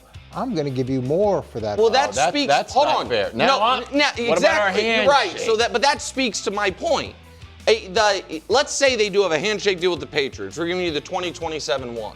Does anybody think that if between now and then the Rams were like, oh my God, Stafford's super pissed, we got to do something, and the Rams called up the Eagles, were like, hey, we'll give you the 2027-1 and a third, that the Eagles would be like, sorry. Right. That's Deals it. So if they could in this time get a better offer, then it's certainly within the Patriots' rights within this time to lower their offer and be like, you have made it clear this is what you're trading the player. Right. I just think it's very. There's another factor though. The player is going to have a say in all of this too, because if the player doesn't want to go to wherever you say, he just tells the other team like, I'm not showing up, and that can be problematic. So you want to make sure that you have the deal in place, and then the player is on board with the deal. And what if this player appeared on a podcast with two Patriots greats and responded to, we're all Patriots with a wink, and there's videos of him on Instagram celebrating like it's Christmas Day when he received a Tom Brady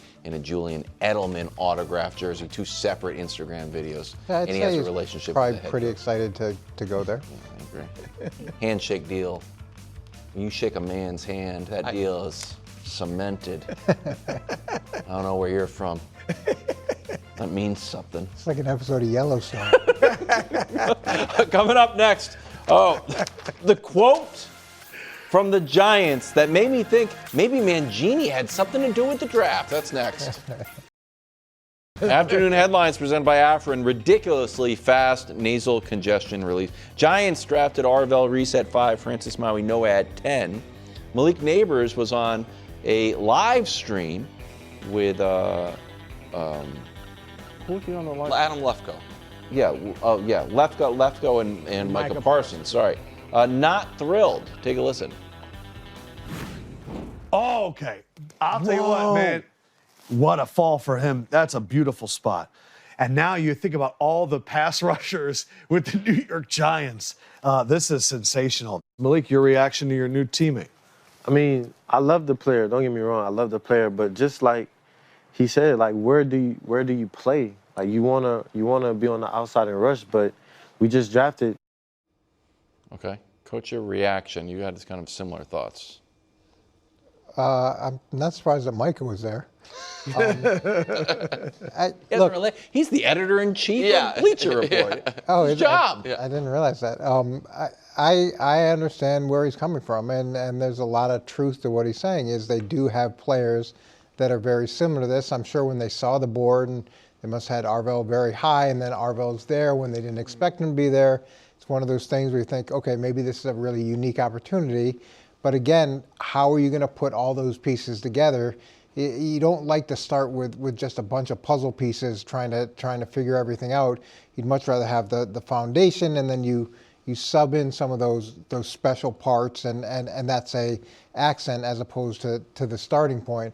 And I'm sure for him, he'd like some help for outside, and he's going to get a lot of attention as wide receiver 1. So I'm sure he would have loved to have another wide receiver. I guess, you know, he understands the move at the O-line for Jackson Dart and how that could potentially help him.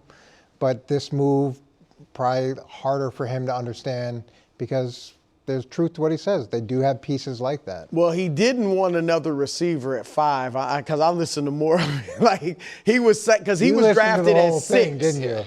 Yeah, I did. He was drafted at 6, Nabers. This would have been the 5th pick for Jordan Tyson. And he said, like, you know, you bring him in, I'm the number 1 receiver, but he's making more money than me. I mean, he really. He was very honest. So he was honest. That is very honest. Yeah, and my thing is, though, this is the danger of having current players on podcasts like this or TV. Now, we saw it with Micah when he was in Dallas. Like, he said things that, you know, caused, you know, problems in the locker room and things like that. And he obviously feels that way, and that's fine. But to say it out loud and publicly like that, I just think that could cause some problems in the locker room. I'm not predicting because obviously they're rookies and, you know, they're not there yet. But that's the danger of, and I'm sure Malik meant no harm. He was just being honest. But that's the problem with stuff like that. He did preface it with, I love the player, but we have someone like this. I think everyone is getting this a little wrong. Maybe this is a little rich to draft an off-ball linebacker, but Arvell Reese at his best is an off-ball linebacker. He is going to be on the field with those highly drafted edge rushers and or Brian Burns playing linebacker. Now, you could argue that was a spot the Giants didn't need because they have one already, but you talked about how bad the defense was last year, how bad the run defense was last year. They're going to have these guys on the field at the same time, and Arvell Reese is going to be a lot of the time kind of quarterbacking the second level or layer of that defense. So I just have no problem with this pick at all. I also think Kayvon Thibodeau, while highly drafted, has been a little disappointing. Yes. And they also might be, you know, he could theoretically be a guy who you see traded, I think, today. I think it's possible. Really? Yeah, I think it's possible somebody today gives up a 2nd-round pick for Kayvon Thibodeau. That's interesting. What number was he taking? He was saying the top 10. Yeah. I know he was taken very high. Pretty disappointing. Yeah, but it might as well have been a different regime because John Harbaugh's in charge. And so I do not view that. Had they drafted David Bailey is a pure edge rusher. That is, at this moment, all he is.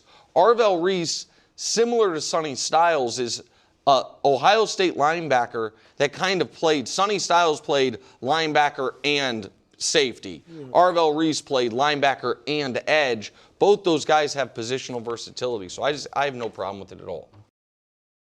Live from New York, first things first overtime. Today, are the Chiefs putting too much on Mahomes' plate? Perhaps. Meanwhile, did the Cowboys nail the draft? And also, did Parkins nail the draft? We'll find out in a second. And finally, are we Nail's a bit strong. Well, it's a bit of a moving target. Could the Giants have done better, or did they do just fine? I thought they actually did really well. Alongside Chris Broussard and Kevin Wildes, Nick Wright, Parkins, your draft did have trades in it. Yeah. So you guys shouldn't compare because Nick was playing by a different set of rules. We already established it. He beat me. Now, we both failed the test, but he beat me. Does it count? There are degrees of failure, though. Yeah. Yeah, I got an F plus. Nick got an How F many minus. did you get right? 3, 2.5. 2.5. I got quarter. Casey Concepcion to the Browns, but I had it in a trade, so I didn't have it at their original spot. I had That's it at okay. 28. I always take Mendoza. What do you mean? You really got 1.5. Yeah, I got Bailey. He got 1 and 2, and then a half later in the draft. I got 1 and 14, and nothing later. Well, I like 14 though. Yeah, That was the most. I mean, what? He was the odds-on Guys, favorite. Oh, Right, right. even money Did you have it? No, I didn't intentionally. Okay. I had a trade though. Run it back for round 2. Oh, I like that. Run it back for round 2. Yeah, we'll do quickly great in on the that. commercial Maybe you break. can get 3 out of 32. No one saw this coming. So. Rams drafted QB Ty Simpson. Maybe someone saw it coming because he did get invited, although the media thought he was a second-round pick. Something was out there for him to be there. He turned down what, $5 million NIL deal. Yeah, that's a good point. He knew something. So somebody knew something. I don't know if Sean McVay knew anything. Good move for the future. Not sure about the present. Now here's an interesting angle on this. The 49ers, John Lynch was asked about this move. Take a listen. Guys, I know you're focused on your pick, but at 13, your reaction to the Rams taking a guy that isn't going to immediately impact them next year?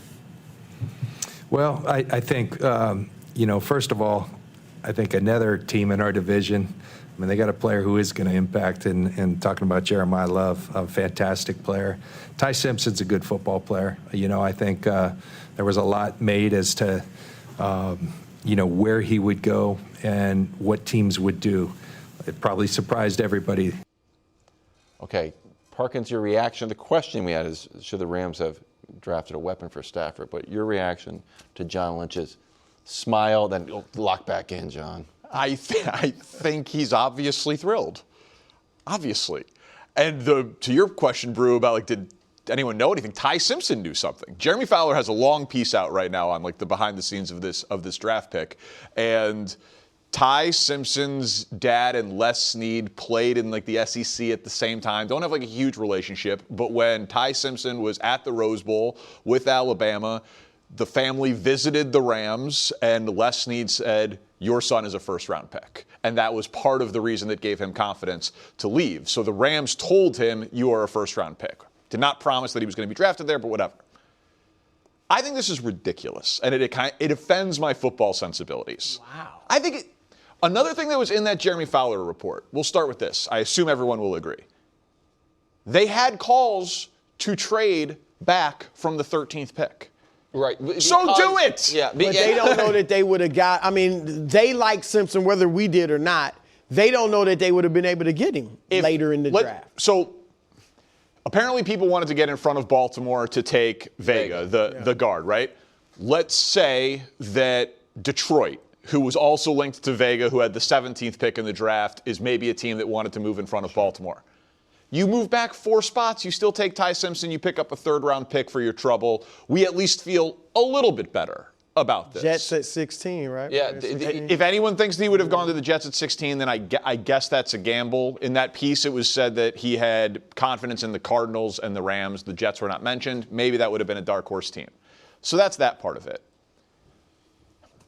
Sean McVay did not seem thrilled. Les Snead went on the radio and said they're aligned on it. We can take him at his word. But let's just hypothetically say that our body language analysis of that press conference was he wasn't thrilled about it.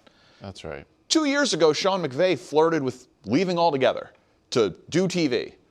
My biggest fear if I'm a Rams fan today is that now Sean McVay's timeline is Matt Stafford's timeline. So, but don't you think? Listen, I agree with you. That is a. That would be huge if that were the case. Of course, but let me just devil's advocate for a moment, because I agree with you. I think if you have an aging Hall of Fame quarterback who's still playing awesome, you're all in every year, and that's what the Rams have been. The Trent McDuffie trade represented that trade, and again, he's still a young player, but still, we want to win right now. A lot of the moves they've made represent that. But the devil's advocate to that point is, if Les Snead feels like, man, we were awful 1 year when Stafford was hurt, and that was the year McVay really considered retirement. The way to ensure Sean McVay doesn't walk out the door when Stafford retires is if we have a quarterback plan in place and a guy who he has seen, who I think he'll like, and that way he doesn't feel like he's going to have to go through a rebuild hell. I think that would be I agree with you, but that would just be the counterpoint to it. Yeah, listen, the reporting was like McVay was on board, but he felt like he had to soft pedal his excitement because of his allegiances to Stafford. Are you serious? That's what it did It's say. in the Jeremy Fowler. It's just weird. Yeah, Stafford shouldn't.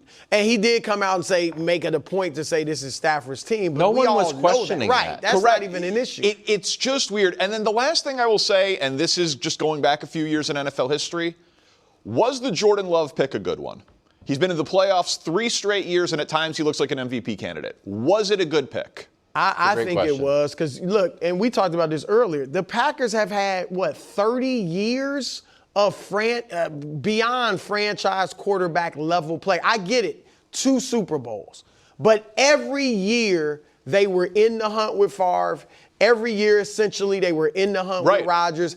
And now they're in the hunt, with Love. So, yeah, I think it was a good pick. Would you say yes or no? So I want.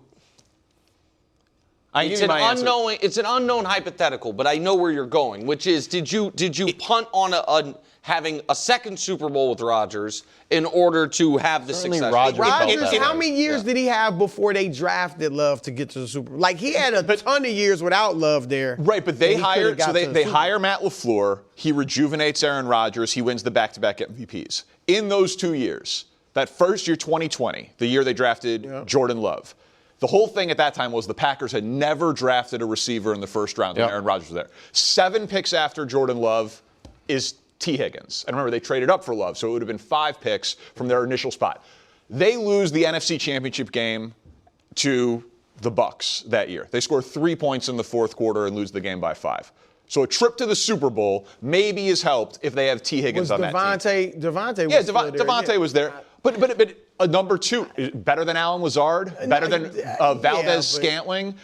Then the next year, Aaron Rodgers, MVP. Packers win 13 games. They lose to the Niners by 3 points in the playoff game. Maybe T. Higgins helps that team make a run. It is crazy to not be invested in the MVP of the league. Now they have a franchise quarterback, and look how many franchises go 10 years, 15 years without getting that guy. So Steelers post-Roethlisberger. Steelers, look at them right now.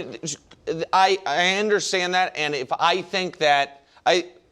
Ty Simpson turns out to have the career of Jordan Love, people will say this was a savvy pick. Yeah. To Danny's point, however, and this is where it's the unknown hypothetical, is 10 years of being in the mix, good quarterback play, and not winning the Super Bowl more valuable than 1 Super Bowl? Because the Rams' ability to even draft Ty Simpson is because they traded their pick last year, which would one impact player like Nicky Manwari, who was taking a few picks after where the Rams traded with Atlanta when Atlanta took James Pierce, would that have flipped last year's NFC Championship game? That one specifically sure feels like it would have, because you take Manwari off the Seahawks and put him on the Rams. But even if you don't have to do it that 1-to-1, just somebody, those games were so close and so much in the margins. Did they already give up winning another Super Bowl with Stafford in order for this? And again, The Rodgers thing's tricky because if Coach were out here, he'd be like, he wouldn't have had those MVP seasons if he wasn't pissed. They drafted Jordan Love because he's a spiteful guy and did it. So again, there's a bunch of hypotheticals there. I like don't that know. angle. The better Stafford. Right. This He year. already won the MVP. At least Rodgers won him after the Love pick. And so, but I just think that if you have a Hall of Fame quarterback at the end of his prime, it is no different than when the best comp I would give is LeBron's last year with the Cavs. They could have traded Kyrie when they had to trade him for Paul George. The owner was like, no, we have to think about a post-LeBron future, so we want that Nets pick turned into Colin Sexton because you're thinking about what's next instead of right now. The Warriors held on to the young guys, Moody and Kuminga, too long because they wanted to make sure they were okay post-Steph as opposed to just going for it. That's how I feel like when you have aging Hall of Fame quarterback, worry about what's next, and instead go for it every year. And so I agree with Danny. Danny, can the Rams win the Super Bowl next year? Of course. Okay. Okay, I'll flip one. If they lose, what does it look like? If they don't They win the didn't Super have Bowl, a number 3 receiver. No, I think they I'm would just have saying. should have added more to their defense. I mean, they could have taken Ruben Bay. They've had a great offseason for their defense. Make it even better. They had the They number were one top offense 10 this year. defense last year. This is Top a 10 this is a defense player who's scoring going to play defense. 0 snaps. Right. But I'm saying I'm sure they looked at it like our biggest weakness was the pass defense, the defensive backfield. They added Trent McDuffie and Jalen Watson. Get even better. I mean, Brew, They're going to lose a game 35. They're going to lose just like the Bills lose. They're going to lose. They're going to lose 24. They lost to Atlanta. Atlanta scored 27. If Ruben Bain would make a difference, Ty Simpson won't. They were top 10 in sacks last year. Yeah, I get you. They can let improve, everybody you score can 30 improve, points. But I'm just saying. But it's No, effectively, Brew, they it's didn't. not that different than if the Ravens, instead of drafting Ioane, had traded the 14th pick for one next year. No, but I think it's different because they clearly had that need. Everybody's You're saying the Rams are so well put together. Rams, I don't look at any. I mean, everybody can improve, but I don't look at any position group and say they need that. Everybody's talking about receiver. They got 2 great receivers. Yeah, I agree with them. All right, Mahomes did not get any new weapons in the draft so far. They've got pick 40th overall pick today, number 8. 2 defensive picks in the first round. Here was Andy Reid. I thought it was important that we address the defense. I mean, that's an important side of the ball. As much as I love the offense, right? But that's an important side of the ball, and we had some vacancies there that we need to take care of. Is there too much on Mahomes' plate here, Danny? Yeah, I was, I guess, alone on an island in thinking that Mahomes hasn't put up MVP caliber statistics since 2022 and then the amazing playoffs in 23 and hasn't had the 1,000-yard receiver and the 1,000-yard rusher for 3 years. I would have taken the weapon.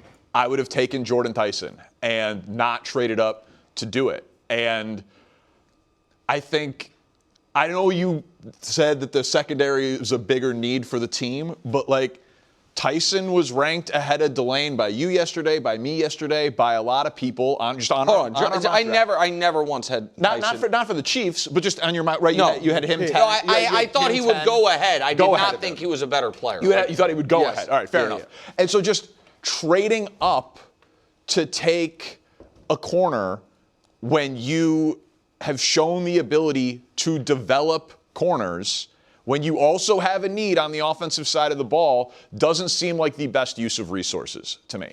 I would have given Mahomes the help and kept the picks.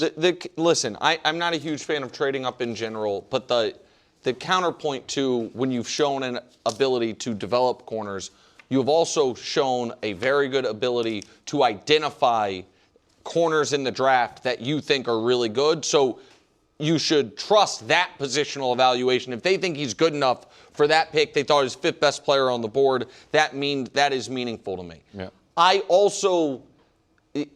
think it is not accurate to say this offseason the Chiefs, and I'm not saying you're saying this, haven't helped Mahomes.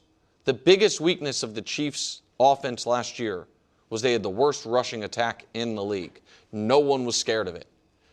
Every I love single the Kenneth Walker sign. right, and so every single time Mahomes was under center or in shotgun, teams were playing the pass. And so I think adding Walker was the major move. I think wide receiver was a want. I think D-line and secondary were needs. Now, I also think that the reason wide receiver is a want and not a need is because they've spent a second-round pick on Rashee Rice and a first-round pick on Xavier Worthy. Both of those guys are tenuous. Xavier because of injury issues and Rashee because of decision-making issues and off-field concerns. But as you sit here today, I don't look at Rashee Rice, Xavier Worthy, Tyquan Thornton as a disastrous receiving unit. They walked into the draft feeling like the secondary lost 3/4 of its starters. And listen, D-line that I wanted them to address was edge rusher. Maybe the feeling is if Woods is in the Chris Jones role, some of the time Chris kicks out to edge rusher somewhat. So I do believe in asking the best player in the world to carry a heavy load. And that's what they're doing to a degree. He can't help you when he's not on the field. So I don't mind them doing this, even if I would have maybe rolled the dice that he was going to be there at 9 and not spent the 3rd-round pick to move up. Yeah, look, they had to get Delane or a defensive back. I mean, they need more, too. So that was a definite need. They got a great player, we think, there. So I have no problem with that. I thought at 29, Danny's where maybe go get a Denzel Boston or something like that. Because I was saying all last season, is the issue with Mahomes that when Bieniemy left is when his numbers plummeted. They brought Bieniemy back. So maybe, like you said earlier, they seem to think that's going to be a big deal. So maybe that and health is. They think health and coaching and lack of a running game were the issues with the offense, not lack of talent from the wide receiver room. Now, reasonable people can disagree with that assessment. Absolutely, but the Chiefs made it very clear what they thought was going on and what they thought the problems were. And they also made it very clear they valued Delane more than the mock draft community. It does matter to me a little bit in this regard. The NFL did make it clear there wasn't a close second best corner in this draft. McCoy didn't get drafted because his medical red flags must be horrifying. And then, the next corner wasn't taken until the 27th pick. So there was a big drop-off in that spot. The part of the Chiefs draft I like the most is they got the number 1 corner in the draft and arguably the number 1 D tackle in the draft as opposed to edge 5 or wide receiver 4, in any of those spots. All right, Parkins, we're going to go to the NBA. You have been calling this since playoff predictions week. Hawks over Knicks. Happened last night, and this was another close one. Knicks this season, they were the best fourth quarter or second best record. Some metrics have them as the best fourth quarter team. They're 9-4. The playoffs are 0-2 in both losses by a total of 2 points. Is it time for New York to hit the panic button? I can't do the misdirection game like Brew. So no one can. Yes, of course. It is massive panic time for the Knicks. This team cannot win a championship as presently constructed. They can't. It is a flawed team. It is a very good regular season team. It is a talented team. It is a team that at times can, when things break their way, can make noise in the playoffs because of all of that talent and when Boston gets cold. But I don't think you can rely on such a ball-dominant player, as great as Brunson is and as clutch as he is, who goes 10 for 26 in a game, you lose because it doesn't get other guys involved. And when he's a defensive liability, a guy like C.J. McCollum, who's a really nice player, has flatly been better than Jalen Brunson. Oh, yeah. But the numbers are stark. They're scoring the same. One is more efficient, and Brunson is the guy getting attacked by McCollum. McCollum's shooting 75% with Jalen on him. It's just every single time. I mean, he is cooking him. And the Knicks, you're like, well, I don't know, if we traded 5 first-round picks for a wing, maybe you could switch off. But Mikal Bridges, I wanted to put together his stats for you guys, and it is, listen, a 21-4-5 game. Oh, no, that's all 3. He has 21 points, 4 rebounds, and 5 assists in this series.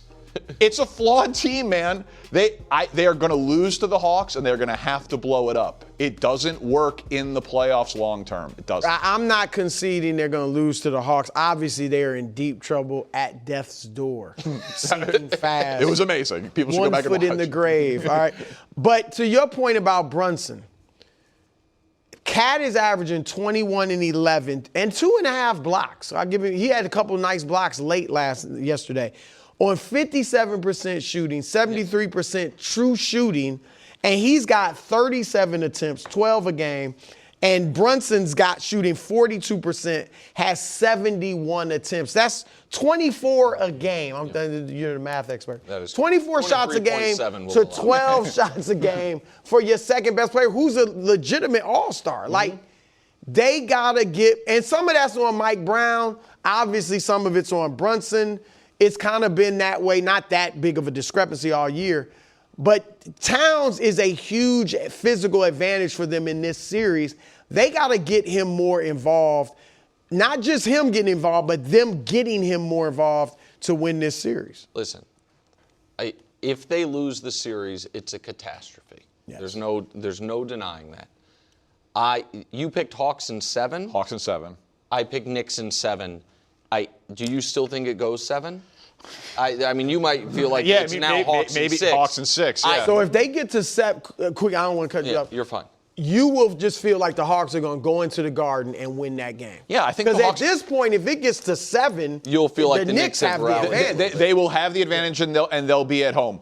I think the Hawks are the better team. Well, listen, one of the reasons I picked Knicks in 7 was because I thought games like the last 2, the Knicks had a huge edge. If it's a one-possession game in the final minute, who do you trust, Brunson or McCollum? And the answer, resoundingly, the last 2 games has been McCollum. As much as I like CJ, I think Jalen bounces back. But I agree with you that this series is starting to reveal potential major cracks. I also, real quick before overtime's over, one of our favorite graphics on the show, it got updated yesterday. So I just want to show it to you real quick. What's this?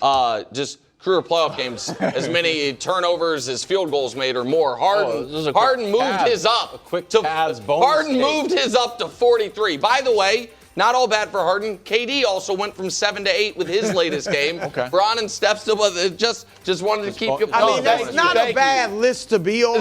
He's way ahead of everybody. Bunch of Hall of Famers. I thought with the NFL draft. No, I just wanted to remind you. I know you like to keep tabs. Yeah, no, I do. More NFL draft coverage in round 2 coming up. Are you guys going to do the round 2 predictions? We're not doing round 2 much. No. It could be a chance do for 5 like Sunday. redemption. A chance for redemption. 49ers on the clock. Welcome back to the OT. Coach Mangini and Willie Colon out here. Talking draft, we go to Dallas. The defense, you might have heard, was not good last year, dead last, but it finally got some help as the Cowboys traded up to get Caleb Downs at 11, and then later traded back to get edge rusher Makai Lemon at 23. Coach, most people have been given the Cowboys rave reviews. Do you feel like the Cowboys nailed this draft? I like the fact that they went defense with both picks. I like the fact that they were able to get Caleb Downs. I think he's going to have a significant impact on the defense, not just in terms of what he brings to the table athletically and from a versatility standpoint, but he's going to help them with communication, with leadership. The fact that he led Alabama in tackles as a freshman gives you an indication of what type of maturity he has.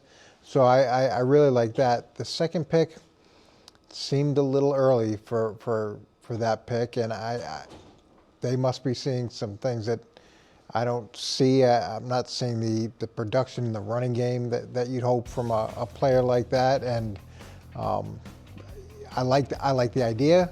Didn't necessarily love the pick at that spot. Yeah, I like them trading back at 20 with the Eagles and getting 3 fourth-round picks. That was big because now you add value. You can balance out the roster. There's still need at linebacker, secondary, and running back. I also like the fact that, Christian Parker being a young defensive coordinator, now you have 2 safeties who are versatile because they also have Jalen Thompson, who's great, can cover in the slot, can tackle, he can disguise, he can do a lot of things. So for the Cowboys, man, you have to feel going into next season, you're building an outfit that can honestly compete because we know the offense is elite. Defensively, can they show up and be competent? And right now, they look like they're headed in that direction. We in the first segment of OT, we played a soundbite from Andy Reid, and he said something about defense, and he was like, it's an important side of the ball. Like, it just felt like the ultimate understatement. It was like, I'm watching this draft, I'm like, Jerry Jones, he remembers that you also have to play defense. Yeah. And I know you make fun of me, Coach, for loving offense, and I do. Could be an offensive coordinator. But this was so easy to say and see that the Cowboys were going to use their resources on the defensive side of the ball. Like, they had a problem, and it was all levels of the defense, but specifically the deep ball. Yeah. Like the back four, the secondary, it was a problem. Dead last and historically bad in some areas in terms of giving up the deep ball. And Willie, you mentioned Jalen Thompson. That is the most money the Cowboys have given to a defensive player since 2012. Mm-hmm. Think about it, the cap goes up every year since 2012. And then Caleb Downs, that's the highest draft pick they've used on a defensive player since 2012. Like, they have not sunk their premium resources and assets into that side of the ball. And so I thought, whether you thought you didn't love Lawrence or not, they've been a pretty good drafting team. And so I do give them a little bit of a benefit of the doubt of they'll figure that out. I just thought they addressed needs with resources, so I liked that part of it. And what's good about this is so often in the offseason, Jerry talks about going all in and how they're really gonna push the chips in the middle of the table. And this year, it feels like they're backing that up. They're willing to take some chance in the draft and go up and get a guy. They're willing to spend some money. Now, I'm sure the reaction to the trade they made last offseason had something to do with it, and then how things turned out. Boy, they finished 7-9-1, and the last 4 or 5 games they gave up average of 35 points a game. And a couple of those games swing, and they're in that playoff mix. To your point, Coach, I thought they was going to get frisky and try to take a leap at David Bailey or Arvell Reese. That's what I mocked, Yeah, so I really thought that was a possibility. I'm glad Jerry held his water and really kind of completed this roster.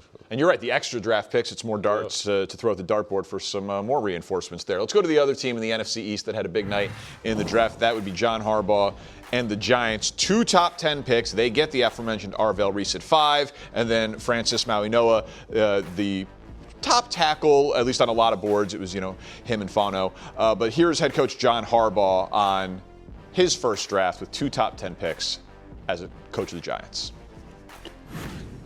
It's 2 picks that strengthen us down the middle of our offense, down the middle of our defense. I mean, these are great players. These are 2 top 5 players in this draft, in our opinion. You couldn't do any better. This is exciting. This is not expected. This is something that's really a great opportunity for us. Coach, you're smirking. I feel like everybody says, we got a guy who was top 5 on our board. No, I love his enthusiasm. He obviously loves the picks, and he said we couldn't do any better. So he gave himself a draft grade. The thing that I struggle with is you get Arvell Reese, and you heard them talk to Arvell Reese about how he's going to be used. I'm going to use a lot of different ways. Yeah. They're going to find, and I just feel like we've talked about a lot of Giants high draft picks that way.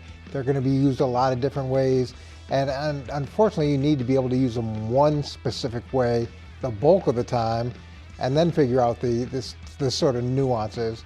And in terms of the second pick, I could see him maybe bumping into guard for a year, because remember, they did re-sign the tackle to a 3-year, $39 million deal. Mm-hmm. So potentially he bumps inside, or they do some sort of combination. Look, I enjoy drafting offensive and defensive linemen, so I'm all for that. Yeah, I thought it was interesting that at number 5, especially before the draft, we talked about Sonny Styles going to the Giants, so Caleb Downs.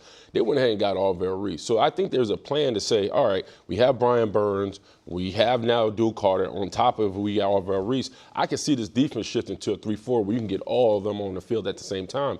Because the Giants want to get back to being what they were in the past when they were beating Brady in the Super Bowl, that defense, as far as being like, man, we got elite pass rushers that can get after the quarterback and flip the field and dominate. And so that's why I think this was a great move. I like it. To Coach's point, you also still need a dominant pass rusher. And it's good to have a jack of all trades, but you need somebody that can just be. Well, that's supposed to be Abdul Carter and Brian Burns, right? Supposedly. But that's another thing. Isn't Thibodeau there too? They said they're not trading Thibodeau, yeah. I mean, he's Thibodeau, gone. There's another high number 1 draft pick.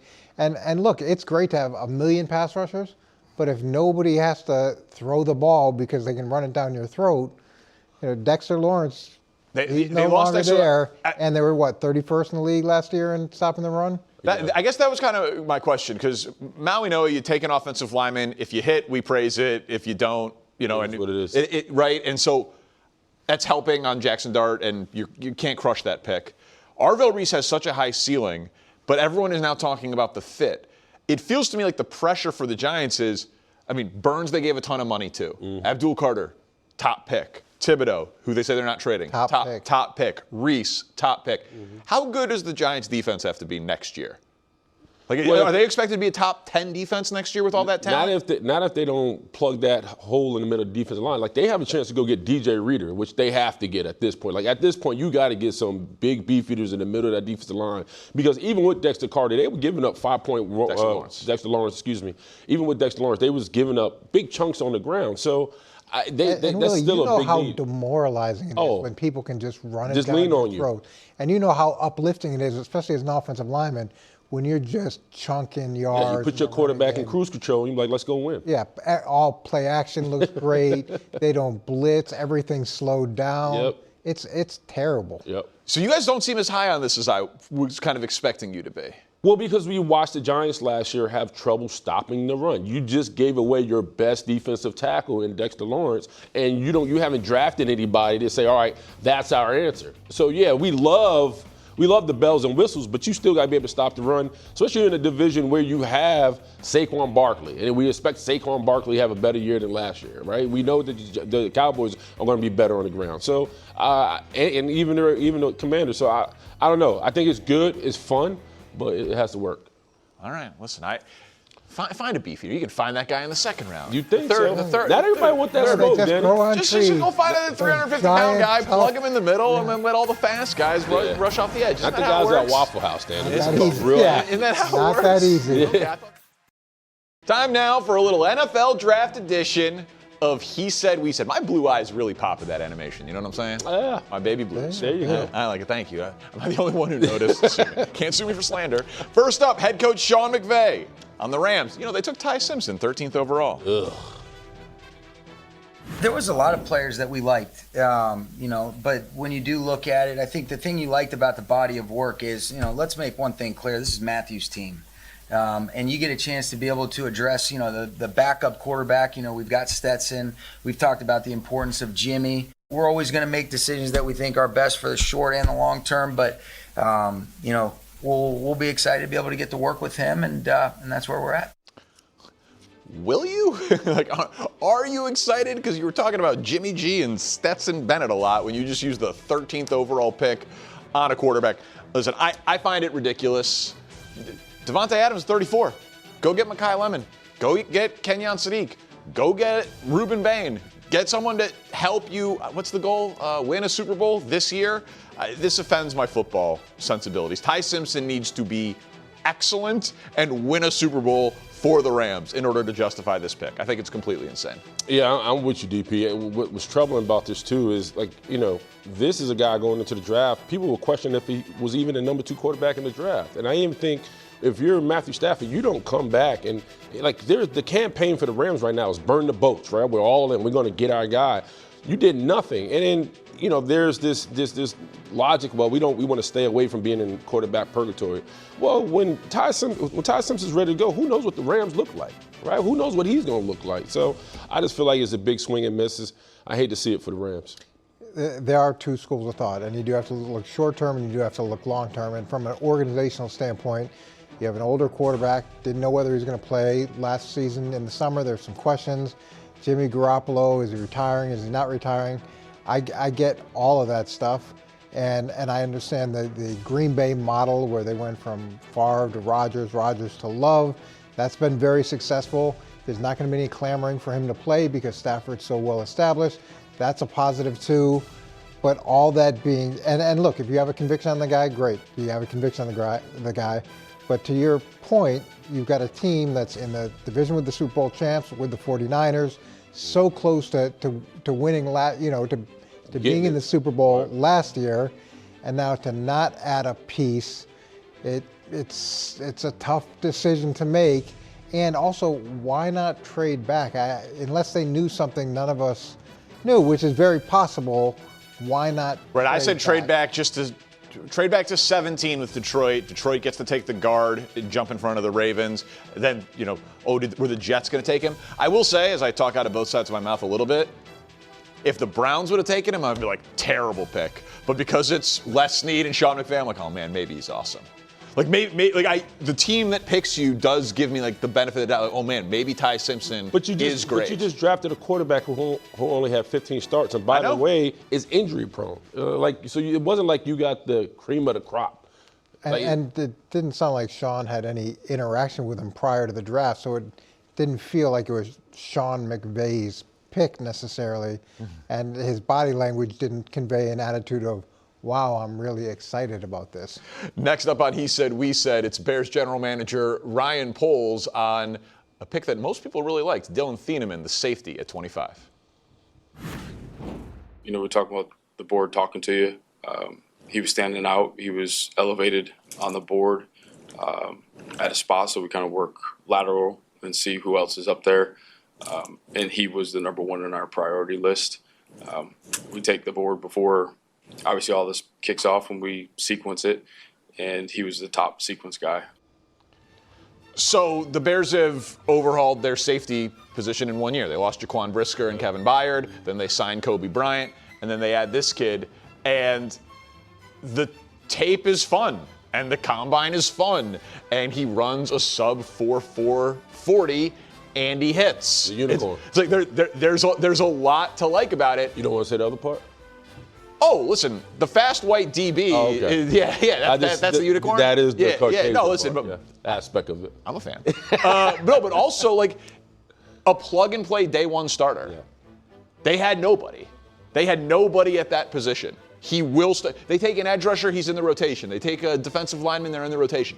This guy will start and play the vast majority of their snaps. They had nobody else there. Yeah, I really liked him on tape. The way that he was able to flow through traffic, and it seemed almost effortless. And then when he did flow through the traffic, he was able to deliver some pop when he got there. So there's an impact potentially in the running game, or there is an impact in the running game, but it looks like he also has the ability to be rangy and play in the deep part of the field. And then you factor in the positive things we've heard about his leadership, his communication, his dedication, all those things. You're infusing a really quality candidate into your secondary at a position that was not even a need, it was a must. They had to fill it. Yeah, I think it's a major upgrade in the secondary. You talk about having Kobe Bryant, now him. They both going to complement each other.